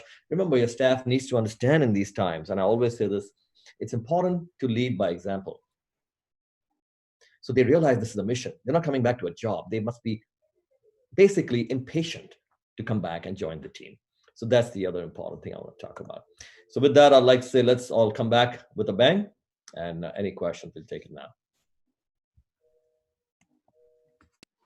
Great presentation, Arun, and I think it's really wonderful. I want to apologize that I forgot to call Madhavi to present, but before Madhavi should be ready next. And I like, in the meantime, Dishita to go through the questions and Mona to keep it ready, what question to ask. Madhavi, you get ready. In the meantime, I think brilliant presentation by Arun, and I think Dishita to respond. This is for the young ophthalmologist. You're just starting a career and you have a new path now to follow. So firstly, I've always been a big fan of Dr. Arun Gulani. Right from the first time you also, right from the first time I saw you at the Bangalore Ophthalmic Society conference. So since then, I've been following you closely. And all the things that you say are so relevant. As doctors, I have non-doctor friends who look at us as nerds, as people who don't dress up well and things like that. So what you're saying is so true. Enjoy what you do, and it actually makes a big difference. That's very important. The other thing is, how we deal with our patients. What you said, and of course, I follow all your posts on Facebook. It's very motivating for me as a young ophthalmologist. So thanks a lot for sharing them, firstly. Yeah. So even to me, as a young ophthalmologist, Arun is my mentor. What he said, follow your heart. That really makes the difference. Follow your heart and you So, get what you want. I'm following Arun from 92, I think, when he joined KEM. Somehow I came in touch with him. And then I think I'm following him from the time, right, Arun? It's a real pleasure. Again, thank you so much. What is important is all of you, especially young ophthalmologists here, you know, it's very, very easy to follow business models that others put in place. Here's what I tell, you know, I'm always about empowering doctors. You know, maybe something that motivated me. All of you remember these movies where doctors come out of operation theaters with, you know, spectacles and pot-bellied, and they come out and go, I tried my best, I'm so sorry. Remember? Yeah. I used to hate it.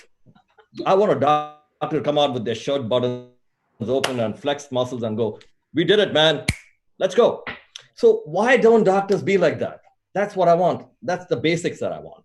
Patients already think of you as a rock star. Anybody wants to challenge me, go into a grocery store where your patient is, see how they treat you. They look for you like you're like a movie star. Very important. So don't change that pattern. You're a doctor. Remember, you worked so hard and you're amazing underneath. Just because you read books doesn't mean you're going to forget all that, right? That's step one. Two, the way I like to teach surgery. Jump off the cliff. Make sure you cut off the rope. Make sure you cut the rope. Then you have only one option, fly. You feel, oh my God, if I let this go, it's over. And that's what business teaches. That's why I don't read those. So the point is not to be like others. See, what do consultants do? Have anyone ever looked into this? So many consultants come and advise you, right? What you should do. Has it ever occurred to you that you're smarter than them? Yes? Yes. Everybody. Make you exactly like your other guy in town. They bring you, they spend up till there. You got to buy this, you got to do this because that guy's doing this, guy's doing this. Now they made you equal. Now they make you spend more to beat that competition. First of all, they took you from your individuality and made you mediocre. Now they are fighting with you at mediocrity level. Yes. My take on life of business. You are individual. If you doubt me, go into the mirror. You'll never find someone who looks like you. Isn't that amazing? Isn't that amazing? You're unique. You're amazing. So do not let someone tell you what to do. Shut your eyes for a minute. In lockdown, this COVID, I hope, never comes back. Look inside and go, my God, I could stay awake 72 hours. I could, without food, I used to sleep on a bed at night during emergency, right? All of us have done it. Beeper going off, right? Come down and do this and that. And in all that, you got to be mentally perfect. You got to look professional. And next day when you come to the OPD, does anyone forgive you because you didn't sleep for 3 days? Do you get a hat? I worked and so what? You don't, right? So which soldier can compare to a doctor? Why do people say doctors on the front line fighting? No one can fight like a doctor. Come on. Does that make sense? A doctor is way beyond. All we must do is, every right comes with responsibility. Make sure you perform for your patients. Don't fool them. Don't advertise. Don't call your surgery robotic. There's nothing robotic about it. I give you in writing, laser doesn't improve cataract surgery outcomes. I said this when the lasers came out before FDA. I wrote a whole supplement for CRST. It is useful for certain parts. Now, this is another important part. I got a lot of questions on this. Doctor, do I have to invest in this technology before I start practice? I'm very scared. I'm like, no, look in the mirror. That's your Bruce Lee. Stop complaining about I don't have my Terminator gun or Rambo knife. Pick up the chair and bang it on someone's head. Just take your tools, your own hands. And here's very important, doctors. If this hasn't decided, and this cannot feel it, this cannot perform. The way most people teach is backwards. Let's do surgery. Let's do 10, your 11. I'm like, no, your first patient is your mother. Be very astute. Your first patient has to be 2020. And don't look for easy cases. How many of you have seen doctors teaching you like this? If you're doing a premium cataract surgery, look for a guy who's okay, who's not so driven, who's not type A, who tolerates. How many of you have heard this? Please raise your hands. Anybody? Everybody. What are they basically trying to say, Kavita? One line, right? Find a patient who's stupid enough to handle your mediocrity. Right or wrong? Right. Why, as an artist, would you want to find someone mediocre to appreciate your art? You want a type A person, driven, absolutely demanding, because only they will appreciate. And Ishita, go on Facebook. Remember again, don't have to tell a patient to write or make them write or give them a Starbucks card or makeup. They should want to. Therefore, if you see, at least on our whole thing, Facebook, because we don't advertise at all, everything is written by patients. That's the power. A lot of places I've sent my white papers to, they send it back to me. Dr. Ghani, we can't have patients' photos in it. I said, okay, you will then wait for 20 years because I'm not coming back to you. I'm telling you where the North Pole is. If you still want to struggle going east and west, your choice. I'm not changing the way I teach. You cannot have a higher level of accountability than, quote, a fully paid patient with high IQ taking a selfie, putting it on their Facebook saying you are amazing. That is proof of success. Everything else can be fudged. Agree? True. To build that, start with your first patient. Start the relation with them. They trust you. It's what I call $1 billion check. You repay that in a currency called vision. All of you are vision corrective surgeons, 40 techniques, not smile, LASIK, cataract. That's like hamburger, burrito, and masala dosa. You're not a waiter. What can I give you, ma'am? You're a master chef. You decide looking at the patient's 4 things: anatomy, physiology, optics, visual, potential. That decides what lens, what surgery, how you're planning it. So that's a talk for a different day, but that's my take on how we need to be. Most of you are, so you don't need to change anything. And that's pretty much it. So COVID doesn't change anything for you.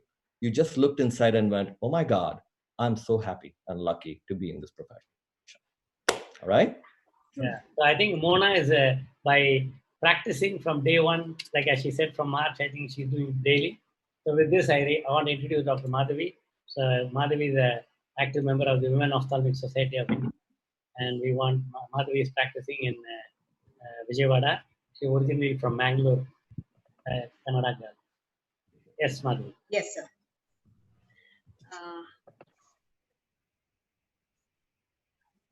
Yes. Yeah.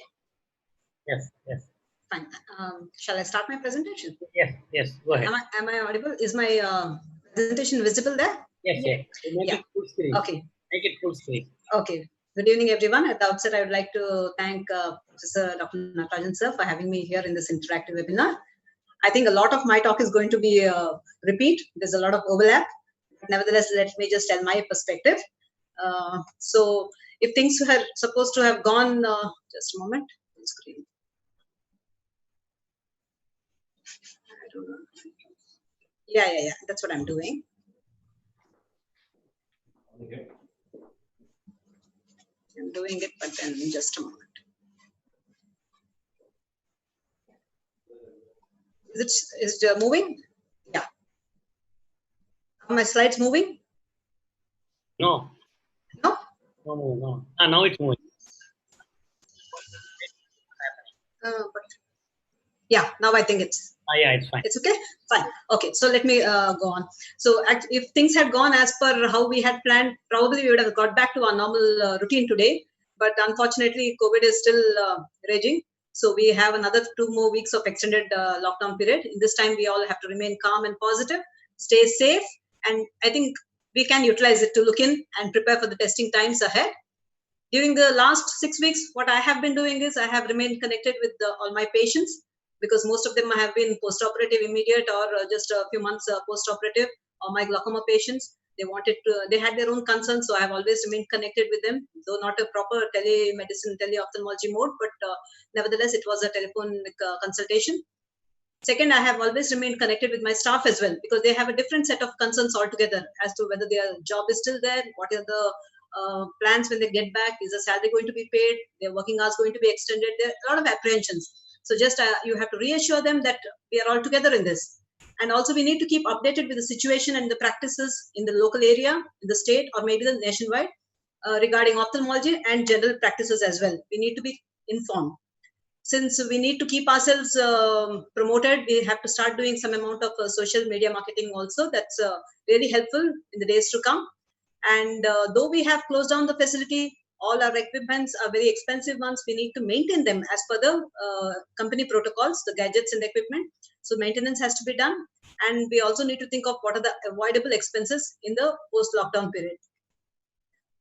So my thought process is that initially 2 weeks from now, Like that's what happened yesterday and day before. I was getting a lot of phone calls. Me or my center manager or my colleague, we've been getting a lot of phone calls asking scheduling for an appointment. So we had to tell them, wait, we still don't know. So I expect the same thing 2 weeks down the line. People are going to call, and initially there's going to be a real increase in numbers. Probably patients will flock. But after that, we don't know how the situation is going to pan out. So maybe there'll be a decrease as well. So we need to be prepared for that also. An initial increase followed by maybe a plateau phase would be there. So during this time, once we go back, what are our concerns? Immediate concerns are going to be regarding safety measures, planning day-to-day practice revival, reinforcement and implementation of the protocols, and maintenance of equipment. Safety measures, this has already been told, but I would like to tell a few points regarding patients, staff, and the doctors. Patient safety. Many institutions probably they have appointment system already, but in the place where I practice, we have at least 80 to 90% of my patients are walk-in patients. They don't really take an appointment. They know my timings and they walk in at their convenience. So I need to, we need to encourage henceforth, at least, for at least another few months or maybe 1 year. But that would be the way down also. We need to encourage appointment-based patient follow-up. And when they come, you schedule the appointment so that it will be convenient for the patient, and also social distancing can be maintained. And surgeries anyway, we give appointment. But even for the OP, I think we need to encourage that. Promote teleconsultation so that the number of visits can be decreased. And also, if they're not really conditions which we need to see face-to-face, then probably we can avoid the crowding in the clinic and take consent if they do come in. Taking of consent as per the protocol is very important. Coming to staff safety, it has already been mentioned. All of us do have adequate staff, but in that also, all of them may not be required, because in my facility, if it's a smaller facility, then spacing is a problem again. So if all the patients, 100% of your staff also are there and the patients also clock in, then social distancing becomes a real difficult thing. So in that case, you can, considering safety of both the patients and the staff, you can just keep adequate number, maybe 50% of your staff, and then that will avoid crowding. And you can also encourage multitasking. Continue all the hygiene and sanitation practices which were there pre-lockdown, continue them as religiously as before. Doctor safety is of paramount importance. Also give importance to any comorbidities and the age consideration of the consultant. So basic minimum we need to have, whether it is a COVID or non-COVID case, gloves, mask, and goggles is a must, and the shield at the slit lamp breath shield is a must. Taking all this into consideration, we need to now see how to revive the practice. Whoever is there in a patient telephonic consultation, see that you can schedule them for a follow-up visit. Patients who are really planning for a surgery, they've been asking for maybe a second eye surgery or a refractive surgery, you need to schedule them. But here a word of caution, we need to see, is it really safe still? So that is a thing I wanted to discuss in the question answer session. Do we need to take a consent for everybody? Whether they are just like how we do viral markers, do we need to do it for COVID also? I don't know what are the guidelines we are going to get, with how practical it is to get everybody, and do we need to get ourselves tested also, because we are the major carriers, and whoever you come across could be a positive carrier, potential carrier. So we need to be careful. So we have to schedule surgeries depending upon the safety and the urgency.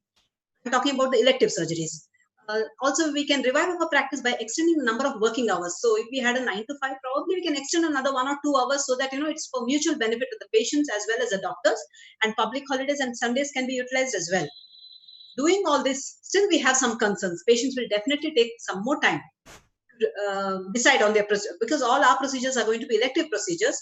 Refractive surgeries may be deferred for longer duration of time, and the premium packages may be deferred.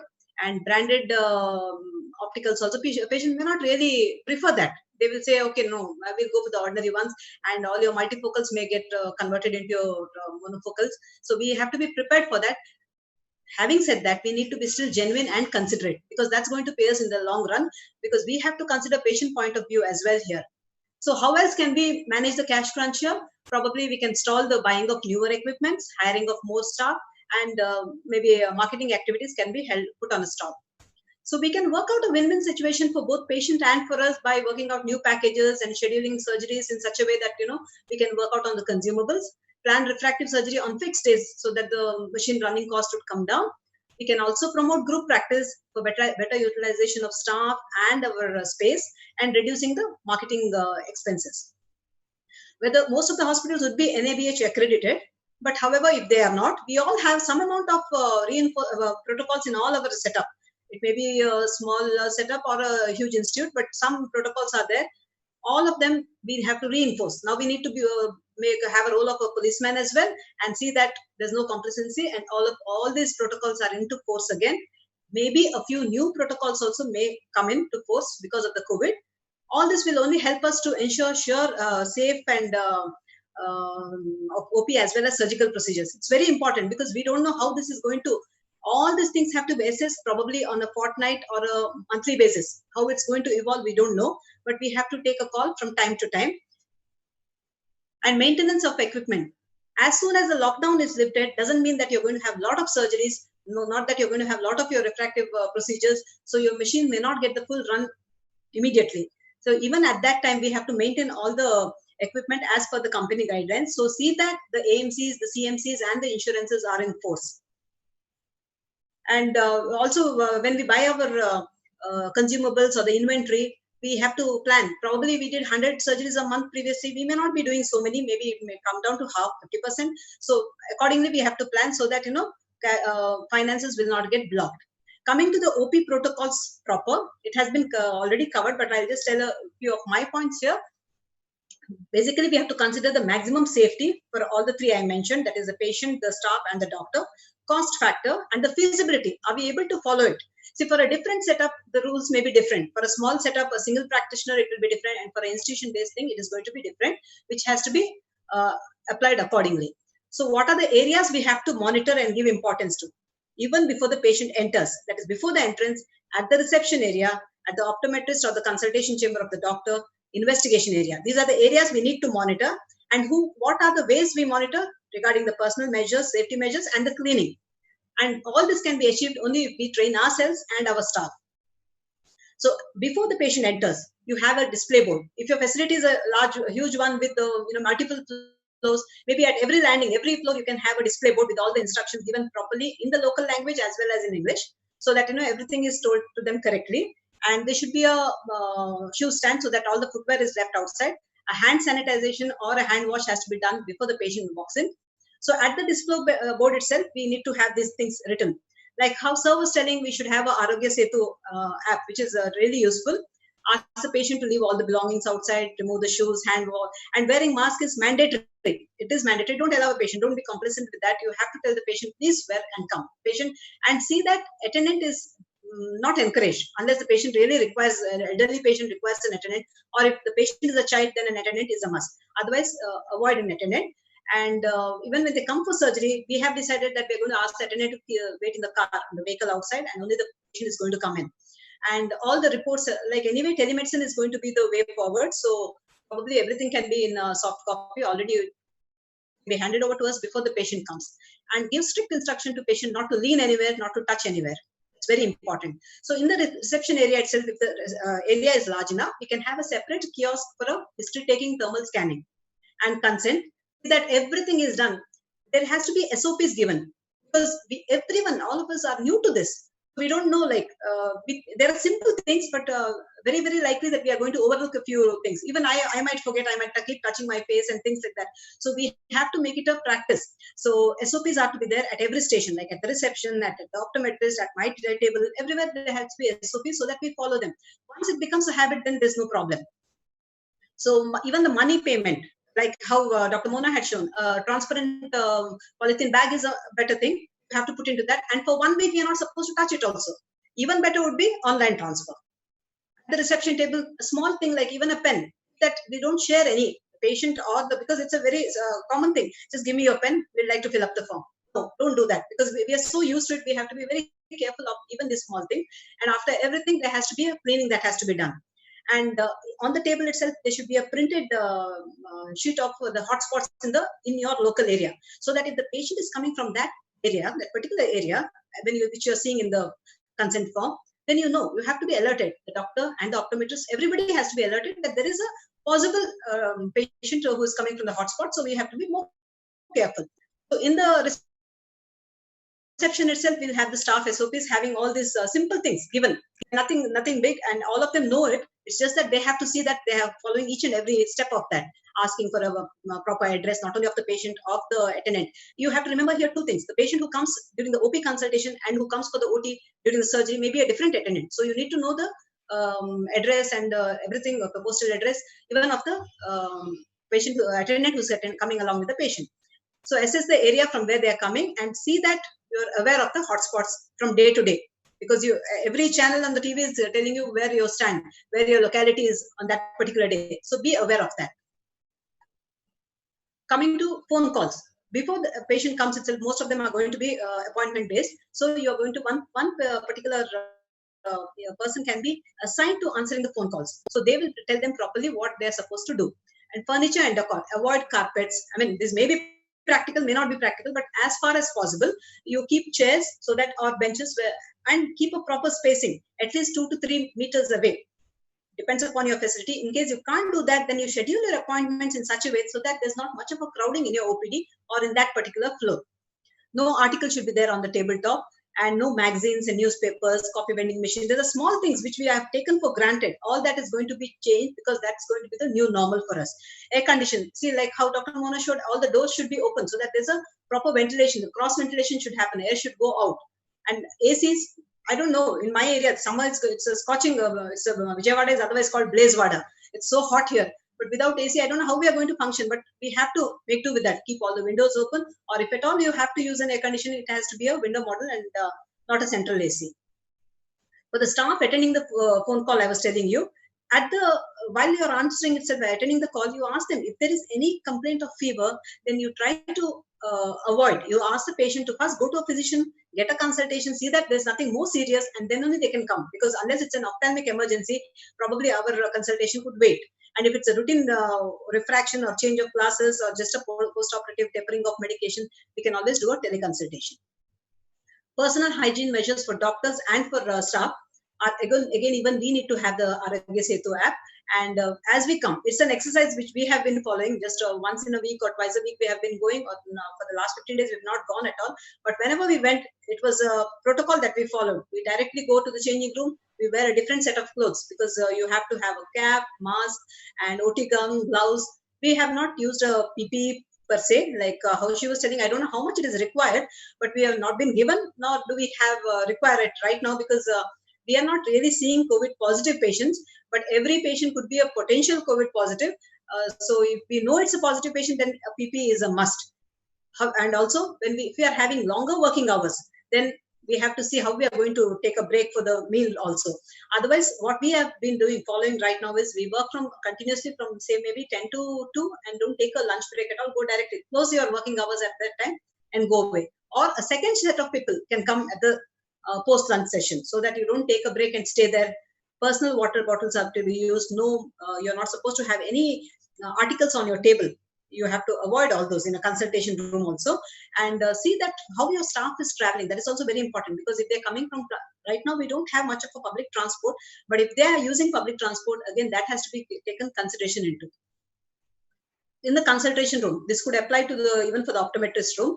Optometrists, all of us are so used to having an optometrist, so most of the history taking or the examination is already done there. So we have to avoid a few procedures. Only what is required will be done. In a consultation room, keep just one chair for the patient. If they have a habit of moving from chair to chair, no, don't do that. Just keep one chair, and the protective guard has to be there at the same time. After every patient is seen, we have to the chin rest, the forehead rest, and the shield has to be clean. Minimum conversation. And if you see a conjunctivitis patient, because we have different studies saying that even conjunctivitis could be a late form of presentation or maybe the first form of presentation. So we need to be aware of that and wary about it. And only soft copies. If the patient, they all have a habit of coming with a entire folder of all their cardiac, orthopedics, and all the reports, and maybe their past ophthalmology reports also. See that you avoid, unless it's absolutely necessary. You don't look at any of the older prescriptions or the reports. So what we need to avoid practically are touching of the eye and the adnexa, aerosol generating like NCT or AR has to be avoided. Even Shiorsen, if at all we need to do a IOP check, applanation is a better preferable one. Dilatation also is preferred to be done at home if they are scheduled for any surgeries. And the gonioscopy and visual fields also should be avoided at least for the next 2 to 3 months, 2 to 3 weeks. We need to see how it's going to evolve in our scenario. Absolutely no is a direct ophthalmoscopy or a sac syringing. To summarize, only complaints which are considered emergency or causing repeated concern to the patient are to be addressed, and accordingly we have been prioritized. Otherwise, everybody is going to call up and tell we want to come for a checkup. No, but you have to decide whether it requires a priority consultation or not. Otherwise, we can wait and ask them to come at a later date. So this has to be again reviewed and reassessed maybe after 2 weeks or a month and modify accordingly. Coming to the cleaning part, this is again very important. Everywhere, every 1 hour, you need to clean the floors, the door handles, the knobs. These are small things which we don't think of. It almost might look like we are obsessed, but then we need to do it. The cleaning is very important. It's not the fumigation and the widespread spraying cleaning that is recommended. It's more of surface cleaning that is recommended with the hypochlorite or a bacilloid or even soap water is good enough, and more than 70% alcohol-based solution you have to clean, and even the walls up to 9 feet. It has to be done as a religious practice. And the person who is doing the screening, your housekeeping staff, they have to be very careful. They can't clean. They'll be anyway wearing the gloves, but they can't go and touch every surface after that. They have to be very compliant with that. And we have to keep seeing that. It's very important. And washing. As we finish our, before we get out of the facility, we need to again go back to our domestic clothes, whatever we came in, the civilian clothes that we came in, remove the theater dress or whatever we have on there, and directly put it for washing. It has to be soaked in hypochlorite solution, and it has to be washed and dried in a open area, preferably in sunshine. And face shield also has to be dipped in the hypochlorite solution, and we can use it the next day. After every patient, we need to clean, and at the end of the day, we have to again remove it. Coming to this, all this can be achieved only if we work as a team. And how does that happen? We need to have some mock drills of doffing, donning, cleaning, everything. And this can be done by repeated classes to the staff as well. We need to sensitize them. We need to tell them. As Sir Dr. Gulani was telling everybody, the patients are very much aware of the situation. In fact, they come and ask us, have you done this? Have you done that? Even our staff, they're also scared because they also can be infected. So everybody is quite sensitive to the issue, but we need to keep reminding them, and we need to form a group and see that all the protocols are shared with them, and we have to delegate each person, and they're answerable. One particular job has to be done by them, and SOPs have to be followed strictly. So once we survive this initial setback with caution and careful frugal measures, without compromising on quality, I mentioned that once again, without compromising on quality, we are bound to harvest very rich dividends. Just a matter of time. So brighter days are ahead, and stay home, stay safe. Thank you all for your patient hearing. Thank you, Madhavi, for a wonderful talk. And I just was reading the latest May issue of IGO. The cover page says, spread facts, not fear. So I'm glad you mentioned doctors and medical staff and patients are afraid. And I think we'll go to the question and answer session, which will address to all of us. I think Dishita and Mona, you can take over. Yeah. So, of course, there are lots of questions which have come in, a lot of them regarding telemedicine. So a lot of them want to know what is the cost of the app, how to get started, and what are the legal issues which come with the app, with telemedicine. So I'm a life member of Telemedicine Society of India. You can go through the website, Telemedicine Society of India. The founder of Telemedicine Society of India has got a company called ANT. And I think he has given us, he worked with Arvind Hospital and Shankaranathala, and they are based in Madurai, and they have their app, and they have 2 modules. One is free, which we are using right now, and there's a payment mode. That means, sorry, I don't know how it works. I have not gone into because it was a difficult, as a head of the institution, it was a difficult proposition to make the consultants, the IT, the front reception, the nursing staff to accept. Now, finally, Kavita is the expert. So I think the cost probably Kavita is not involved right now, but the ease of working, I think she's doing very well.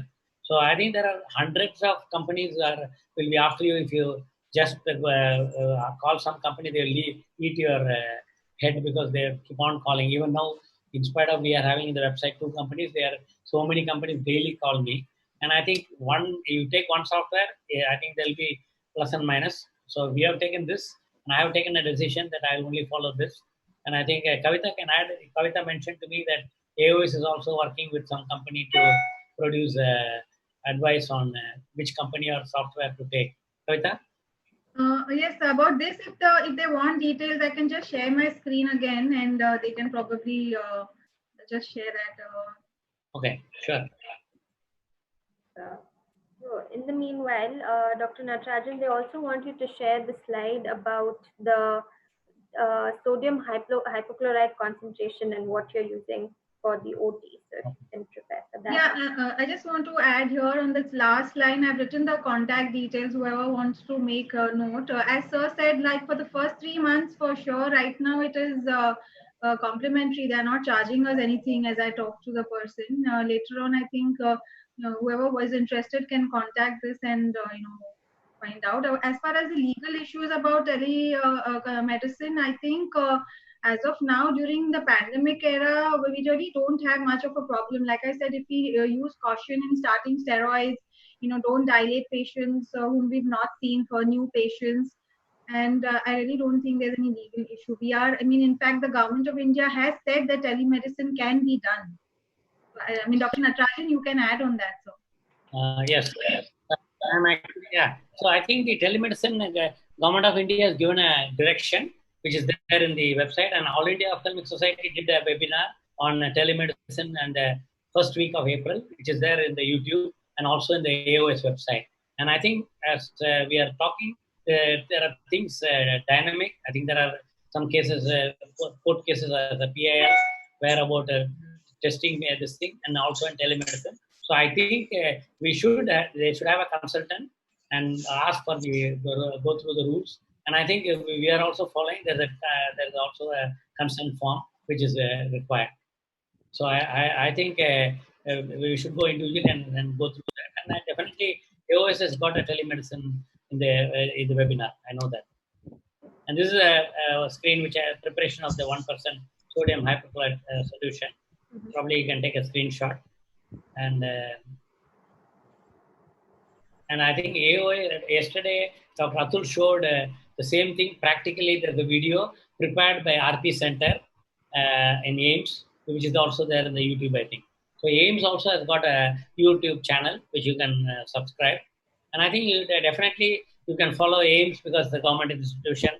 You can follow AOS and also any other ICMR this thing.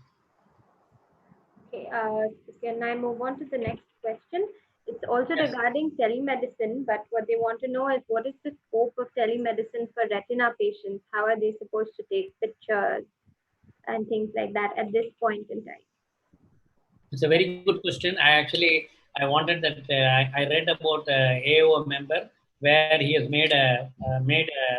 ordered just a plus 20 LVA lens from the market. And he told the patient, he did it on himself, where he took a selfie with a mobile phone with an adapter with the 20D, the cheaper lens. It's about, I think he said that $30 for that lens, LVA lens, like a 20D. And then the tropicamide is at $10 there. And with $40, you can do a retina photograph yourself. Let me put 1% tropicamide, no other thing at all, not tropicacil plus or anything, no phenylephrine, because with their old patient. He said he's a 65-year-old retina surgeon. He doesn't want the patient to come every month. Neither he wants to go to the clinic, which I'm also working with a company in Bangalore, whether we can take a anti-segment photograph and a retina photograph like this, as like a selfie, or a relative who can take the photograph and send. Because in tele-ophthalmology, the original tele-ophthalmology, which we are members, and we are also member of the Telemedicine Society of US, where you need to examine the retina and the anti-segment, which is not possible now. We can only thing is, for example, today I got a call or rather an email saying that I went to a clinic in New Bombay, I have my OCT, I want your consultation. That can be done. But you have to have every time a disclaimer that you are based on that OCT, based on that, because you are not able to examine, and there is a limited diagnosis. And if you have a doubt and if there is a controversy, I think you should recommend better get an examination done so that you are medical legally not compliant. And I think our medical legal consultant said, if you are giving a diagnosis and you are not having any of this, there can be a thing that they can pull you to court. So either way, you have to be ready to protect yourself, and you have to have a good relation with the patient so that you don't misguide a patient and knowingly. And in case you have done something and you know that something is there, you call the patient and tell them, we need to examine before you do anything. Because when you say a patient has a wet AMD and it's 1 day old, you need an injection. He has to come. So it has to be confirmed on the day of examination. And the only thing we can do is we avoid fluorescent angiography. We have at least OCT angiogram, so we can tell the patient to schedule an appointment, OCT, fundus photo, and do the injection, so that one visit, everything is done and he goes back. And we did that for only one patient in this period where the patient was staying one night and the patient was losing vision. So the other teleconsultation where really you can examine the retina is right now not possible. And LV Prasad, Shankanatla, and we are doing this as a telemedicine where somebody can send the images, and based on that you can do a consultation, which is happening between the main center and the peripheral center when there was no COVID. Now during COVID, I think everybody is stuck. So if they go to some clinic, they send a photograph, you can do telemedicine. But I think telemedicine will have a future even during the normal COVID. And this is my dream. And that's why we had an Asia-Pacific Peri-Ophthalmic Society we have. I'm a member. And the third meeting was held in September, where Google was part of it. And we are actually introducing that AI, which is embedded in the phone for diabetic retinopathy. We have trained illiterate people, that means school dropouts, in our foundation. And we have the first publication in the world ahead of Google, and we are in the top 5 in the JAMA last whole year. So we are proud of that. And there's a recent article saying the AI failed in Thailand because of the internet problem. And ours, we don't need internet, we don't need electricity. We charge I don't have any financial interest.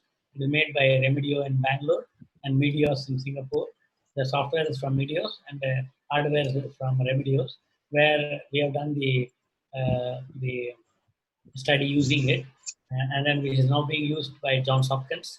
We are going to do it in Central America, South America, Africa, and also East Timor and Australia. Yes. Okay. Okay. I think we can wrap up. Other questions are what Dr. Mona has spoken about, the laminar flow and the positive pressure.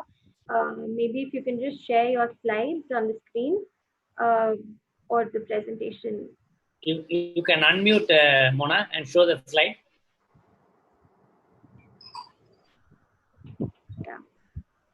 And just in the meanwhile, Dr. Suraj has said that the AIOS has issued a guideline to avoid elective surgery. So this was issued on the 24th of April, and we haven't heard anything since then.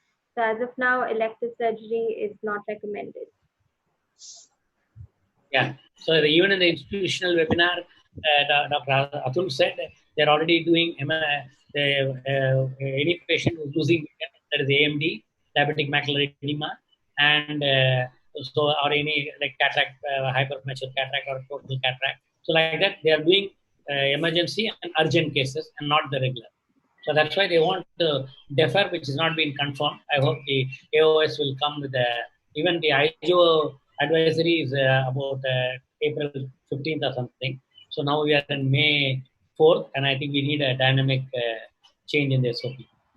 So she has put the slide on a laminar flow and HEPA filter. What is the question, Dishita, to Mona? Most of those having laminar flow. So what to do now? They are asking about the safety. Actually, recently I have talked to my orthopedician friend, and then one of the most popular intensivist in Nagpur, working in the RES.